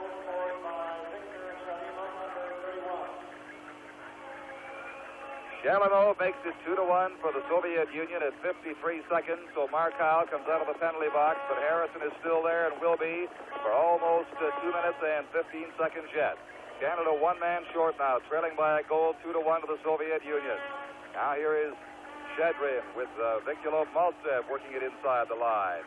Mальцев down in behind the goal. Stapleton makes a check, leaves it for Gordie Howe. Now Whitey Stapleton turned around by Vikulov, being bumped and pushed down to the corner there. The Canadian fans hollering for an infraction. Mark Howe comes in with 6 up high, but no infraction called. They keep bumping along the boards over there. Gordie Howe lost it. Finally, here's Gusев shooting it down into the corner again for Harlamov. Valery Harlamov, he lost it, and it's shot down the ice by Mark Howe with now 1.5 minutes to go, and Harrison's 5-minute major penalty, which came late in the second period for slashing at 18:10. Alexander Mальцев to Gusев with Vikulov inside the blue line. Gusев waits, digs it back for Vikulov. Gordie Howe intercepts, and he starts out. 46-year-old Howe with his son Mark over to Mark in front. Oh, and he couldn't get a shot. As he was skating off balance, the puck rolled directly to Sidельникov. Want to remind football fans. Watch this young kid come. Look, Ed, hang on to the puck, hang on to the puck. The youngster outskated Vikulov right there. The pass, though, was in his feet. Had it been in his stick, you never know. Okay, Howie, football fans will want to see the NFL game between Buffalo and Green Bay on the CBC network coming up at 2 Eastern time this afternoon.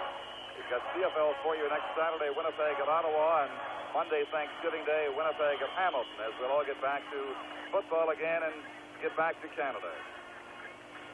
We have 1 minute, 9 seconds remaining now in Harrison's penalty. The face-off to the left, that's Sidельникov in the Soviet goal. Ralph Baxcomb getting plenty of ice time out there with a big M, and Stapleton and J.C. Tremblay. They're trying to keep the play inside that Soviet zone to kill off some time and wait for Harrison to get back and make a thrust at the Soviet goal, trailing by 1. Here's Shadrin, checked by Stapleton. 6 go high, and it is whistled down right there. I don't know why, but Stapleton comes over, and the misconduct for Pat Stapleton. He went over and made a gesture to the referee Kampala, and he has given Stapleton the misconduct. Pat does not know it yet. He didn't see him signal it. He's coming back now to find out the hard way. With the score, Soviets 2 and Canada 1. This is Game 8 from Moscow.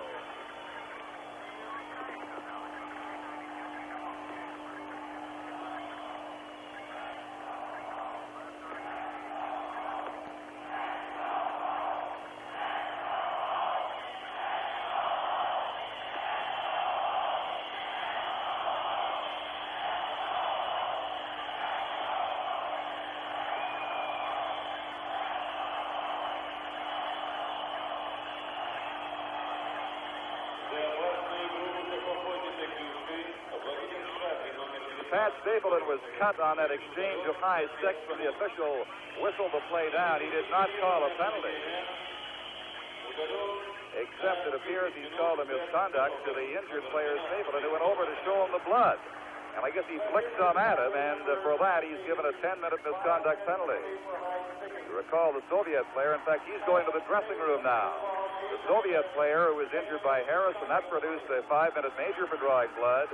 But no penalty here. Stapleton is going out the end boards, once they open them up, to the Team Canada dressing room in the rear of this arena. Oh, he can't wait. He's going over top. Howie? Well, game in and game out, that young man has been in my opinion anyways, our most outstanding player. He's cut, I would think, for 4 to 6 stitches right on the eyebrow.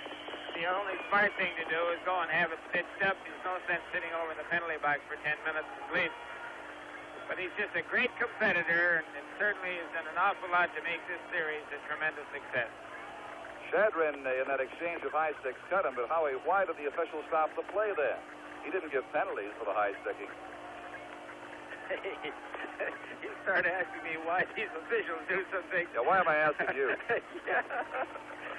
The way that Brown refereed yesterday, I just think it was absolutely a perfect game. The youngster just did a tremendously encouraging thing, and I'm just delighted, really delighted that the goal call proved him right. Well, until the middle of the second period, I thought that despite the comments of Jim Coleman and the others, that he had not done a bad job. A lot of chippiness by the Canadians. He did let Soviet stuff go, but now it's getting ludicrous here, as it did in Game 8 the last time.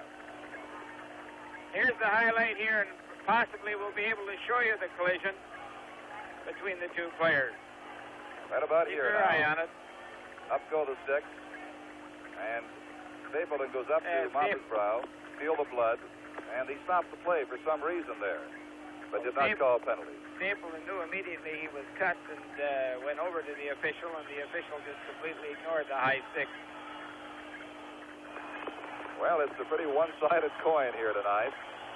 The Canadians with penalties, and of course, while they're not short-handed with the misconduct, they will miss Pat Stapleton. You couldn't pick a more valuable player to have set off for 10 minutes than number 12. Now, in Harrison's penalty, 54 seconds of that 5-minute sentence remain. They played just 2:15 here in this third period. Kampala conferring with the timekeeper.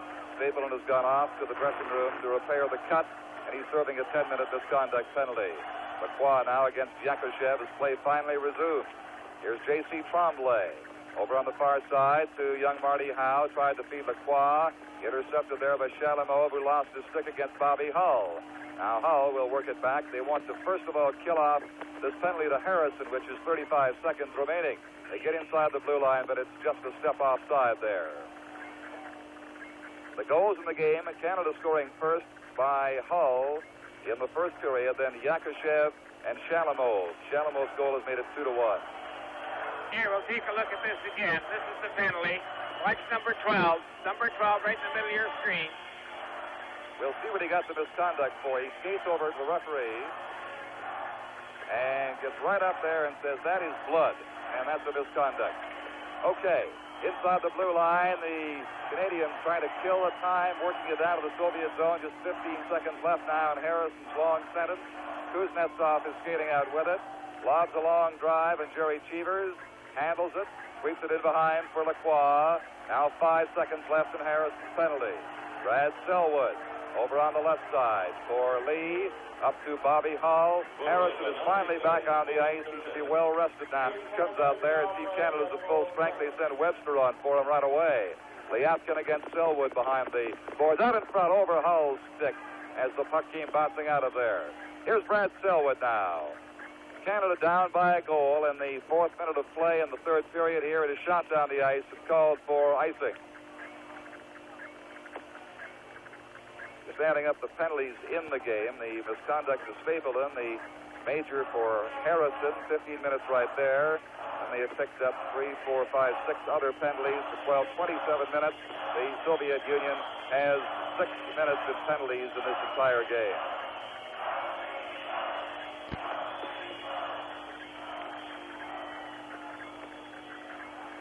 Now the Canadians, well, I think we'll just check something here. There was a major penalty given on that last play, Howie, finally. We just noticed over there that the Soviet player is in the box. The time shows 3:30 remaining in a Soviet penalty, and they're a man short, so he did finally agree to give the Soviet player who tangled with Stapleton, obviously, a 5-minute major. And again, it's officiating long after the fact. Well, that's one way to give the opposition a 5-minute penalty. I've never seen anything like it before. Well, it just all of a sudden we looked up, and I saw the Soviet player there looked up, and he had almost 4 minutes remaining in a major penalty. So Team Canada now has the manpower advantage and will have for over 3 minutes, barring further infractions. That is called back for icing. Well, it's a weird and not so wonderful night here in Moscow in the 8th game of this series. We've got an excellent chance here now to tie this contest up, and if you can tie it up, anything can happen because there's lots of time left. But as long as the fellows don't panic, they take their time and get that 1 or 2 good shots. That's all they need with the class they got on the ice right now.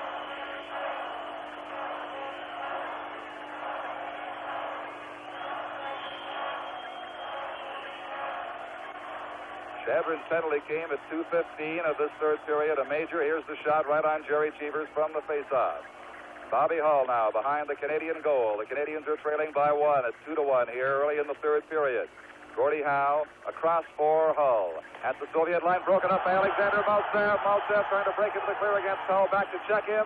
Still has the puck in front to shoot. Oh! And it just goes wide. It's number 22, Anison shot wide as he had Cheevers beaten. The puck wound up on the mesh. Just watch this Mальцев and then watch Anison come up late. Watch him move again. Look at around Hull twice, and he's actually in home free. Lots of room to put it in, but he shot wide. Just a great play by the Russian Mальцев. Anison, he'll be seeing that open net that he missed for a long time. Team Canada can come up here and get a goal. That goal might have totally deflated Team Canada had the Soviets scored it while shorthanded and open up a 2-goal lead here. But it remains 2-1. Face-off outside the Canadian line. Poole with Bernier and Tardif out there against Vikulov and Harlamov on the front line of the 4 defenders in front of Sidельnikov. The Soviets have for the remaining 2:40 of Shadrin's major penalty. Now on the left side, Tardif works across the line. Tries to drift one in. It was blocked by number 5, Yuri Ляпкин, who finally recovers behind the goal and clears to Harlamov on the left board. Out to center ice against Hamil, and now he turns in the foot race as Harlamov breaks in front, gets the shot. Short side save by Cheevers. Harlamov taken down behind the goal. Play goes right on as the fans call for a penalty. Here is Bernier squeaking around behind the goal, tries to center it out, and the Soviets hang on with Gusef there to assist Sidельnikov. Harlamov started 15 feet behind Hamilton, and gee whiz, almost beat him. when Al Hamilton finally got him off the puck in behind the net, he took him violently into the fence and caught the Russian player with a pretty good elbow. I'm quite surprised that the referee was standing there. Here we'll see it. Now watch him turn on the power. Now watch his checks being finished here behind the net. Well, we kind of lost the elbow, but you saw him took him into the fence. The little fella can really fly. Capello's way back up the ice, of course, a long way from that play, and just heard the crowd reaction. He often does call penalties on that basis. Now here's Walton winding up. The rebound. Oh, it goes off the crossbar, I believe. Serge Bernier with a glorious scoring opportunity. Reggie Howe tries to center it out. Has control. Over to Mike Walton. Down for Bernier. Bernier beside the goal. Recovers his balance to Mike Walton on the point. Walton's high shot blocked by Tюрин. Hops over Tarta's stick, and the Soviets come back 2-on-2. Vikulov with Harlamov inside the line against Walton defending. He forced him off the corner and got the puck for number 22, Mark Tardif. Now Tardif starts out. A minute and a half left of the Soviet major penalty. Canada with a great chance to tie this game right here. It's shot in. It's going to be called for icing as the drive came from over the red line. There was that one real good chance we needed. Sidельnikov made a great save, and I would imagine this is it here. Look at the save he makes off Walton. Now look at Bernier with the whole top of the net. He hits the crossbar, and it goes up over the glass.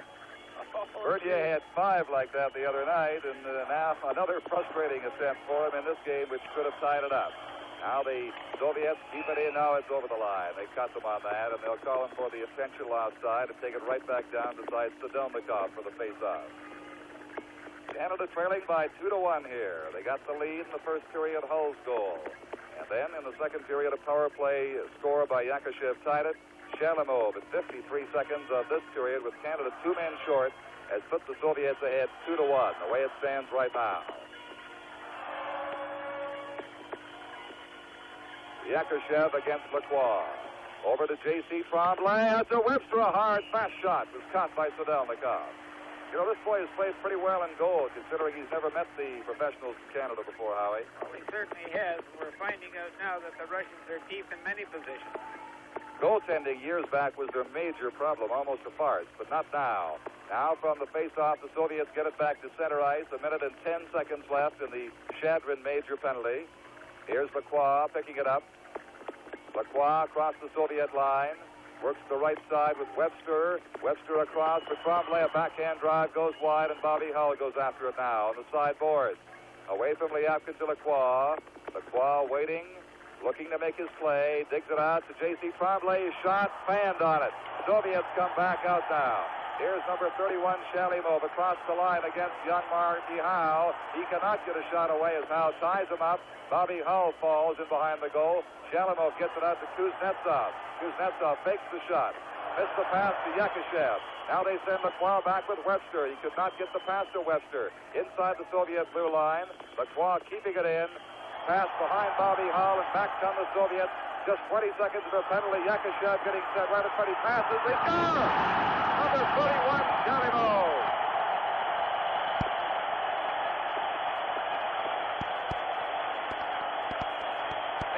Yakушев makes the key play here. He held Cheevers on the short side. Now watch this big fella. Look at him here. Hold Cheevers, hold Cheevers. Cheevers brings the stick out. It's off balance. Selwood makes a pretty good effort to put it in. The pass was in his feet. Just a moment before that, though, Selwood went end-to-end and had a pretty good try. Young Howe made a pretty good check on him. Well, the Soviet fans below us rubbing it in, standing up with 3 fingers for a third goal. I think we're aware of the score. It is 3-1 now. It came shorthanded, a key goal for Shalimov that puts the Soviets ahead 3-1. And now just 8 seconds left in that major penalty to Shadrin. They certainly weathered this well. Pass for Ralph Backstrom. It is offside at the Soviet blue line. Just 2 seconds to go on the penalty. And we have in the hockey game 12 minutes and 47 seconds of play remaining. Oddly enough, on one of the few occasions the Team Canada has taken the lead right through the first period, coming out of it 1-0. They have had the second period collapse, and now more trouble in the third period here. Quite the good start. Pass did not reach Gordie Howe. Shadrin's back on the ice there at full strength. Here's Anison across the blue line with it. Big watch by Howe. Gets it over here to an open side to number 21. The shot by Shadalov was handled by Jerry Cheevers. And it's cleared up by Lee. Ahead to Ralph Backstrom. Backstrom winding up at center ice across the Soviet line. Around Tjurin. Gordie Howe's in front. Backstrom right around, tries to sweep it in there. And Sidельnikov was right there to block him. Comes out now to Anison. Over on the right for Kotov. Canadian blue line. Kotov drops it. Tipped by Gordie Howe. No offside. It's held in. Now they rule. The referee came back and overruled the linesman who had straddled the blue line. It waived the original call, and Kompala came back from center ice, and he called it. One of the big differences in the two styles of play is that the Russians will take the puck over the Canadian blue line and go deep and go wide and deep, and all other forwards go in as well. They send their defensemen up. I think their defensemen are more offensive-minded than Canadian defensemen. I also think they're more mobile. Harrison is back on the ice for the first time since his major penalty. Perhaps that little rest might have cooled him out. Here's the pass, not reached for Anison, broken up by Mike Walton. Tjurin, number 32, feeding it ahead. Soviets in control at this stage with a 2-goal lead and an edge in play, although Team Canada continues to pour in to look for the goals to get them back into the game. Selwood bumping there with Shatelov as they come behind the Soviet goal for Popov, number 14. Away from Walton, up to Anison.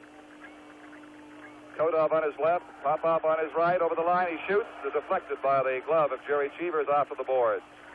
Walton getting it back to Lee. Lee feeding Harrison. And Mahavlich back inside the blue line. That is called offside. Just as Harrison was closing in, he gives the Soviet player Shadalov a shove as the play was whistled out. Don, just a moment ago, number 22, Anison just went over the Canadian blue line and let a wrist shot go. I've mentioned it 3 or 4 times this evening that Anison, I don't think, is 165 pounds, yet the little fella can really shoot bullets with his wrist shot. And this is the one thing you notice about most of the Russian players. Although they have excellent slap shots, they still can shoot it lightning fast and very, very quick with the wrist shot. Pat Stapleton, you saw back at the Team Canada bench, and now the stoppage in play. Kompala finds him and sends him across to the penalty box. Fans are booing, but of course his direct pass from the dressing room came around on the carpeting off the ice to the Team Canada bench, and he was waiting for the first opportunity to go over there. All right, here's Frank Mahavlich now. Into the corner beside the Soviet goal. Got it back, nobody on the point there. And Harlamov breaks out with Vikulov, a long pass to Vikulov inside the line. Working against Marti Howe. Howe forcing him back. Still has the puck though. Vikulov, number 18. Now gets it over to Gusev. Gusev's shot blocked by J.C. Tremblay. He did not clear. Here's Kuznetsov's drive, and Tremblay has that one in control again. And out to center ice it goes. Down the right boards, Harrison left it. Went in offside. They do not call it. The Soviets take over and bring it out now. Harlamov's pass, that was broken up by Mike Walton. Walton over to Mahavlich. Mahavlich still skating rather lazily out there, not going full steam by any means. Here's J.C. Tremblay to Marti Howe and back to Tremblay. Just seconds away for the 10-minute break here, the middle portion of the final period. 10 minutes and 15 seconds remaining in the hockey game. Howe gets it up behind Frank Mahavlich. The pass deflected. Vikulov with it now. Soviets skating back over that blue line. Vikulov, he passed to an open spot. Nobody there, and that will terminate the first half of this third period at the 10-minute mark with Team Canada down by 2. With the score, the Soviets 3 and Canada 1. This is Game 8 from Moscow.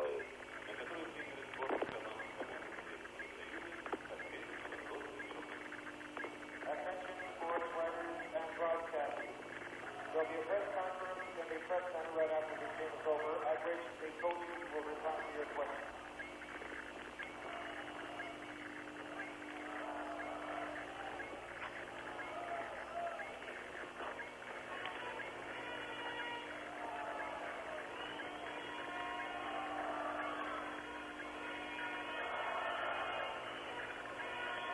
Don Chevrier with Howie Meeker at Luzhniki Ice Stadium in Moscow for the final 10 minutes of this 8-game series.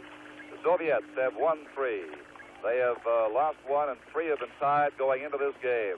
Team Canada wants to win this to score a moral victory in the series. The Soviets lead by 2. Here's Shadrin across the Canadian blue line. Stopping, fires the pass across. For Kodov, it was intercepted there. And down the right side, the Canadians come back inside the Soviet zone. A pass around to the far boards. Tardif there battling for it.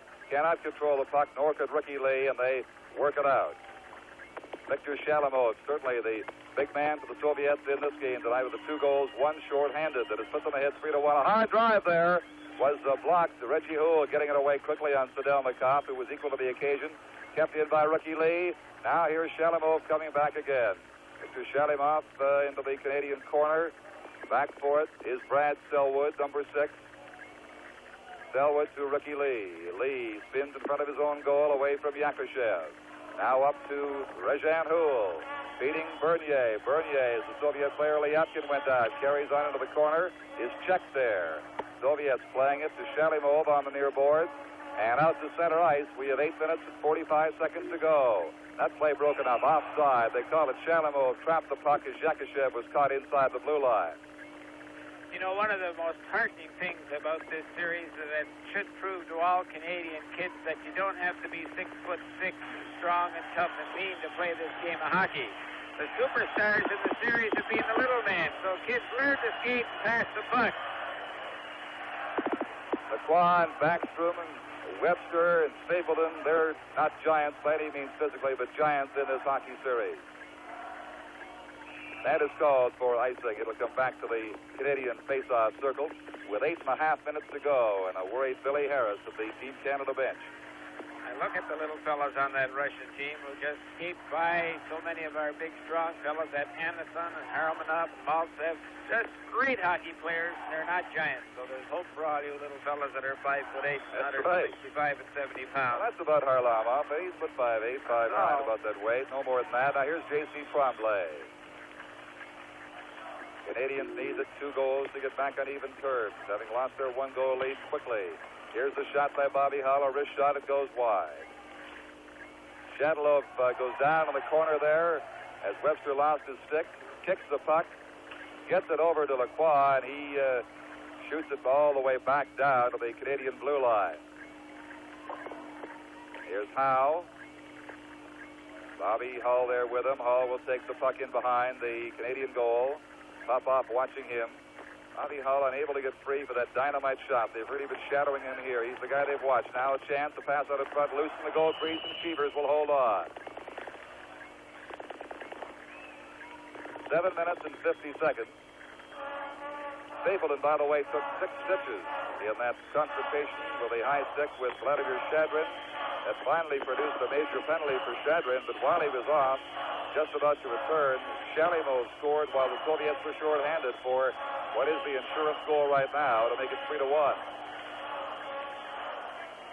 Stapleton has only 5 seconds to go in his misconduct penalty. Now Mark Howe works up to center ice with Father Gordy and Ralph Backstrom inside the blue line. Backstrom had it taken away. Tюрин over on the left side, a pass too far for Harlamov, and it goes to Brad Selwood. To Ricky Lee.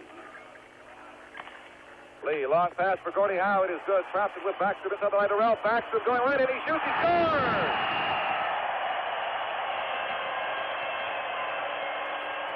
Watch that great pass by Lee. There's another great pass right over to Backstrom. He gives him the old deep and pulls him out and cuts it in. 2 great passes. Watch Rick Lee's pass. There's Howe with it. Look at Backstrom output the Russian defender. Now, fakes the shot, pulls it around. The goaltender's out too far, can't cover that short side, and we're back in the hockey game. At 3-2, Backstrom from Howe and Lee. 12:42 is the time of that goal, and here's another look at it. The long pass to Howe. And Backstrom, and Sidельnikov clearly beaten on a beautiful finishing play. And the fellow who tucked that one in the net is no giant. That's right. 2 goals yesterday. He richly had the first goal of the day. Figured in it, though. They gave it to Bobby Hull. Now he scored the 2nd goal. Outstanding player in yesterday's game, 37-year-old Ralph Backstrom. Turned 37 during the series. The legs of the 17-year-old still. Now here's Alan Hamilton. Watched by Vikulov. see if that goal does give Team Canada some life. Stapleton back on after his misconduct penalty ahead to Frank Mahovlich, and it hopped over Harrison's stick. The relay inside the blue line. He steps over Sidельnikov, who had caught the puck and held it out in front. 6:59 remaining. 3-2 for the Soviet Union. I'd like to see Mike Walton get one more chance at the net to try to get a goal. That fella can put it in. Been denied all series long. Now Vikulov coming out to the red line. Inside the Canadian blue line. Gets around Walton, sees Mальцев. His shot goes wide. Mальцев back to Tюрин. Tюрин has it broken up by Hamilton. They send Walton now away with Harrison and Frank Mahovlich. Over to Frank Mahovlich inside the blue line. Back over the pass. The shot by Harrison was wide. Let it go off balance there. Right in front of the goal, and Tюrin comes up with it. Hull. And Hull feeds it on the right side. It hops over Webster's stick. Popov for the Soviets with it now. There's the timer you see. Less than 4:20 left. Right in front. Broken up by Bobby Hull. Race for it now. Tюrин wins it. Gets it down on the corner to number 29, Sergei Kotov. He's bumping in there. Cannot make a pass out. Ricky Lee. Up to Tom Webster. At the blue line. Center ice pass for Bobby Hull down the left side. Hull being blocked and then taken out, bodied by Tюrин, but they keep it inside the blue line. Webster's shot, he fanned on it, could not get any wood on the puck, and Popov comes out for the Soviet Union with Anison. Inside the line, Anison with the puck, drops it there, left it too long. Lacroix sends Hull away on the right side this time. Hull inside the blue line, waiting, dropping it for Andre Lacroix. Lacroix's backhand pass into the corner, nobody there as Selwood backed off. And Shadlow ties it up for a face-off with 3:35 remaining now. A few moments ago, Anison was going in on Lee, and I dug my partner right in the ribs. He pulled that old shift of his again, where he holds the puck out in front and lets it go off his stick, back into his skates, and off his skates, right back up into his stick. And Lee didn't go for it, but it's just beautiful to see him do it. Here's Howe, back to Stapleton, winding up the long shot, deflected in Sidельnikov, who's playing steady goal tonight, came up with the puck. I don't think they lose very much having this boy in there, Howie. Oh, he's played extremely well, although we haven't tested him as severely as we did Tretiak in most of the other games. No, not the consistent pressure Tretiak is known. Here's Al Hamilton now. Mark Howe on the left board. Gordie Howe waiting for the pass. Finally takes it inside the line against Vikulov. Vikulov steals the puck from Howe. Now Howe gets it back for Stapleton as they're all bunched up there in the center ice area with 3 minutes and 10 seconds to play, and Team Canada trails 3-2. Oh, Howe gave it up to Harlamov. Feeds it back on the pass for Vikulov and hopped over his stick from Mальцев. Almost a fatal mistake there. Gordie Howe across in front of his own goal for Hamilton against Mальцев. And Vikulov still has the puck up to Gordie Howe. Howe shoots it to the Soviet line where Ляпкин takes over. Ляпкин over the blue line. Back for Mark Howe and Pat Stapleton. Now Hamilton. His pass intercepted by Alexander Mальцев. Soviets playing it very cozily now with a 1-goal lead in just 2.5 minutes to go. Here's Hamilton. Up to Gordie Howe. Number 9, rink wide for his son Mark on the left boards. Was in after the pass into the corner against Kuznetsov. Gets bumped off the puck. Soviets clearing it to the blue line and finally out to center for Vikulov. At the Canadian blue line, 6 check by Pat Stapleton. They shoot it in. That should be an intentional offside. And they've called, I think, more than that. Kampala, the referee, has assessed a penalty as he heads to the timekeeper's bench. He gave the cross-checking indication. It goes to Gordie Howe, and Howe knows he's guilty. He's gone there runaway without even questioning the call. And that's going to be a costly penalty. Here it is here at the bottom of your screen, and Gordie just got the arm and straight up over top the fellow. Watch this. Takes the arm up. Hey, that can't be a cross-checking penalty. Well, their infractions are one thing, and their calls are another. They're going to call it hooking now. He did not give that signal, though. There's the time remaining, 2:10 and 1/2. They have that decimal timer working in this game. They did not in the game the other night when the Canadian team scored in the final second of play. what appeared to be the final second of play. Now the Soviets work inside the blue line. Number 31, Shalymov. He scored 2 goals tonight. Feeds it back to Tierin. His high drive. Oh, and it just hopped wide as Cheevers lost it. Puck still in the Canadian zone. Bobby Howe tries to work it out now. Pass over Stapleton's stick to J.C. Tremblay. Now out to Bobby Howe with Andre Lacroix. Howe winding up. Oh, and a dynamite shot. Just goes wide. Lacroix on the board. Waiting to make his pass out. Feeds it for Bobby Hull again. The shot blocked close in by Tierin as Bobby fired the wrist shot. Back for J.C. Tremblay. They're all waiting to feed Bobby Hull. Lacroix looks for him now. He's tied up by 2 Soviet players, and the Soviet team comes out of there with 1 minute and 25 seconds to play in the game. A hard drive by Yakушев over top of Jerry Cheevers. Stapleton up the boards is not clear. Tierin keeps it there against Hull. Hull digs for it, and now number 31, Shalymov with it. Hull intercepts, and Stapleton goes beside his goal and starts up. Canada a man short on Howe's penalty, 58 seconds left. Just 1 minute, 6 seconds left in the hockey game now. It'll be tough to come back when you're a man short. They trail 3-2. Here's Shalymov having it taken away by J.C. Tremblay, dropping it for Andre Lacroix at center ice. They're going on the attack now to get this goal despite the fact they're a man short. Here's Lacroix dumping it out for Bobby Hull. Hull on his backhand into the corner for Lacroix. Lacroix waiting, passing it in front. Bobby Hull got dumped in front. There's going to be a penalty. The referee did not see it. He simply saw Bobby Hull go down, and he calls the penalty.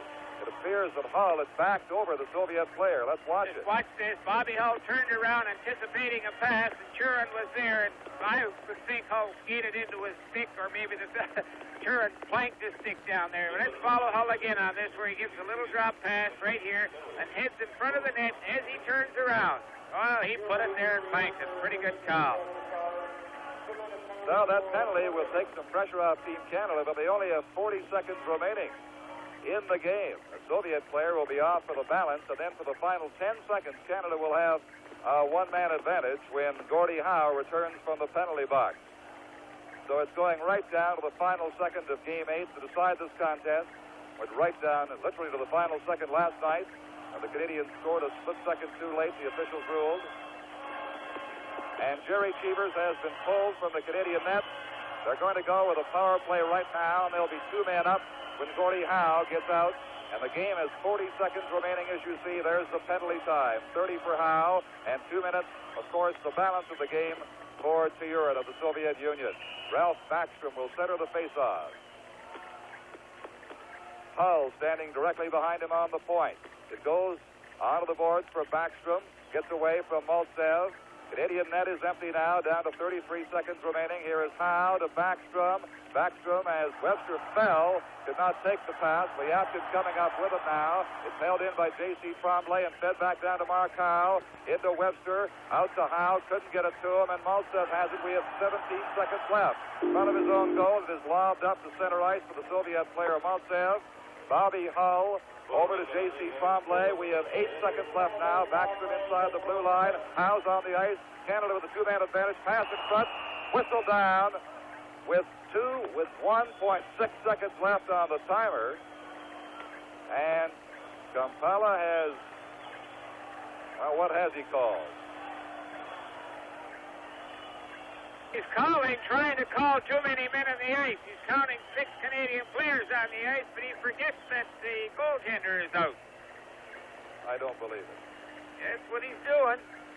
And not only did he stop the play, but he stopped the momentum of the Canadian team swirling around that Soviet zone with a manpower advantage. Their goaltender, Jerry Cheevers, taken out. Of course, nothing could make amends now for the time wasted. They have only a second and a half to go. And look where he faces it off at center ice. Well, it's been that kind of a week here in Moscow. Here's Bobby Hull just circling and circling and circling, waiting for someone to get the puck to him. All he needs is one good shot. The Russians have taken his shot away from him so many times. This is a penalty again. No, that's that last play where it just went through the crease. He was there, tried to get the stick on it. I think they have also called a penalty on this play. The door on the far side, as you can see, to the Canadian penalty box is open.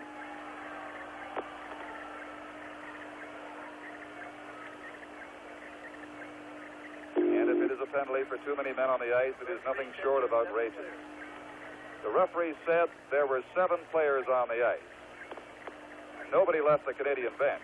Gordie Howe came out from the penalty box. They had 5 on before with Cheevers off, and Howe made 6. He makes it 7.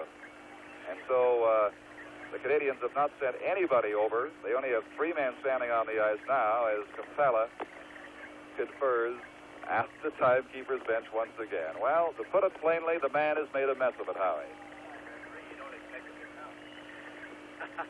Somebody up here makes the comment that he can't referee. Whoever thought he could count? I guess that's a valid point at this stage. This happened the last time, too, in the 8th game. An outrageously inept performance. They face off now. That is it. The Soviets have their win, I guess the way it was supposed to be. The Soviet Union wins it by a score of 3-2. I think they outplayed Team Canada on this occasion. But it is amazing the lengths that are gone to secure the victory. Kampala totally out of control here. The Canadians realize there's no point in pursuing it. They're just out to play the last 2 seconds and now shake hands and try to forget about, for them, a most difficult week, one that they will never forget. Here in the capital of the Soviet Union. They came in here full of hope.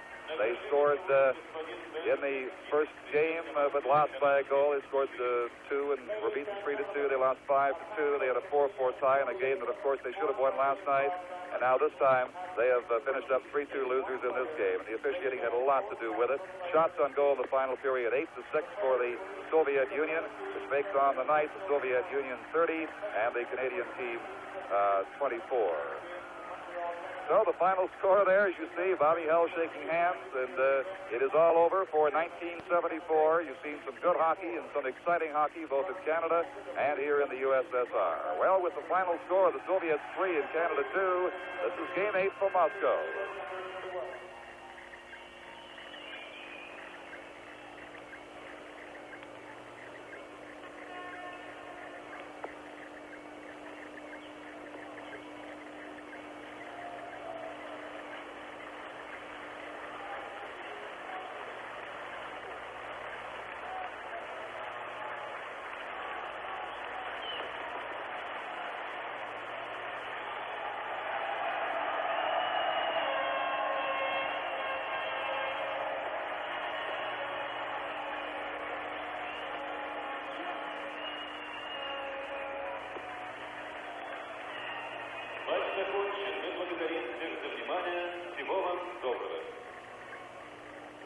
We thank you for your kind attention, and we wish you well.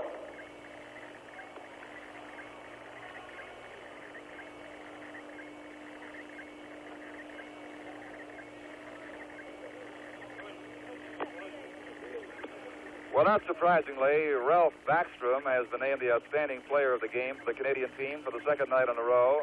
And the Soviets' outstanding player is Viktor Shalimov, whose 2 goals crushed the Canadians in the 3rd period.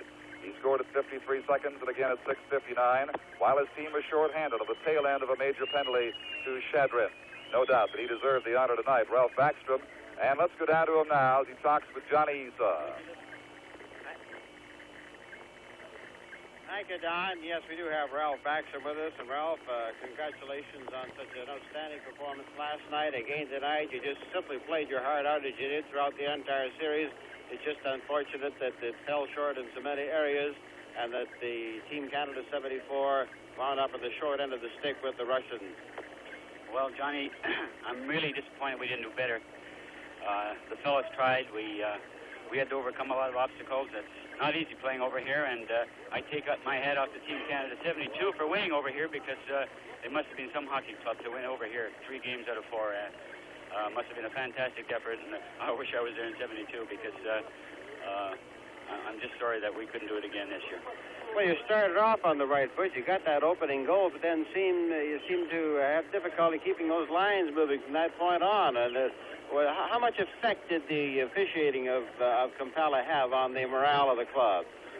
Well, in the 2nd period, I know the line I was playing with Gordie Howe and Mark Howe, we only got on once as a unit, and the other times it was Mark and I or Gordie and I killing penalties, and we just lost all our momentum with all those penalties. I guess a lot of them were called for. I think some of those high-sticking penalties we deserved, and if you're going to beat the Russians, you just have to stay out of the penalty box, and that's something we didn't do. And we had no alibis. We gave it 100%.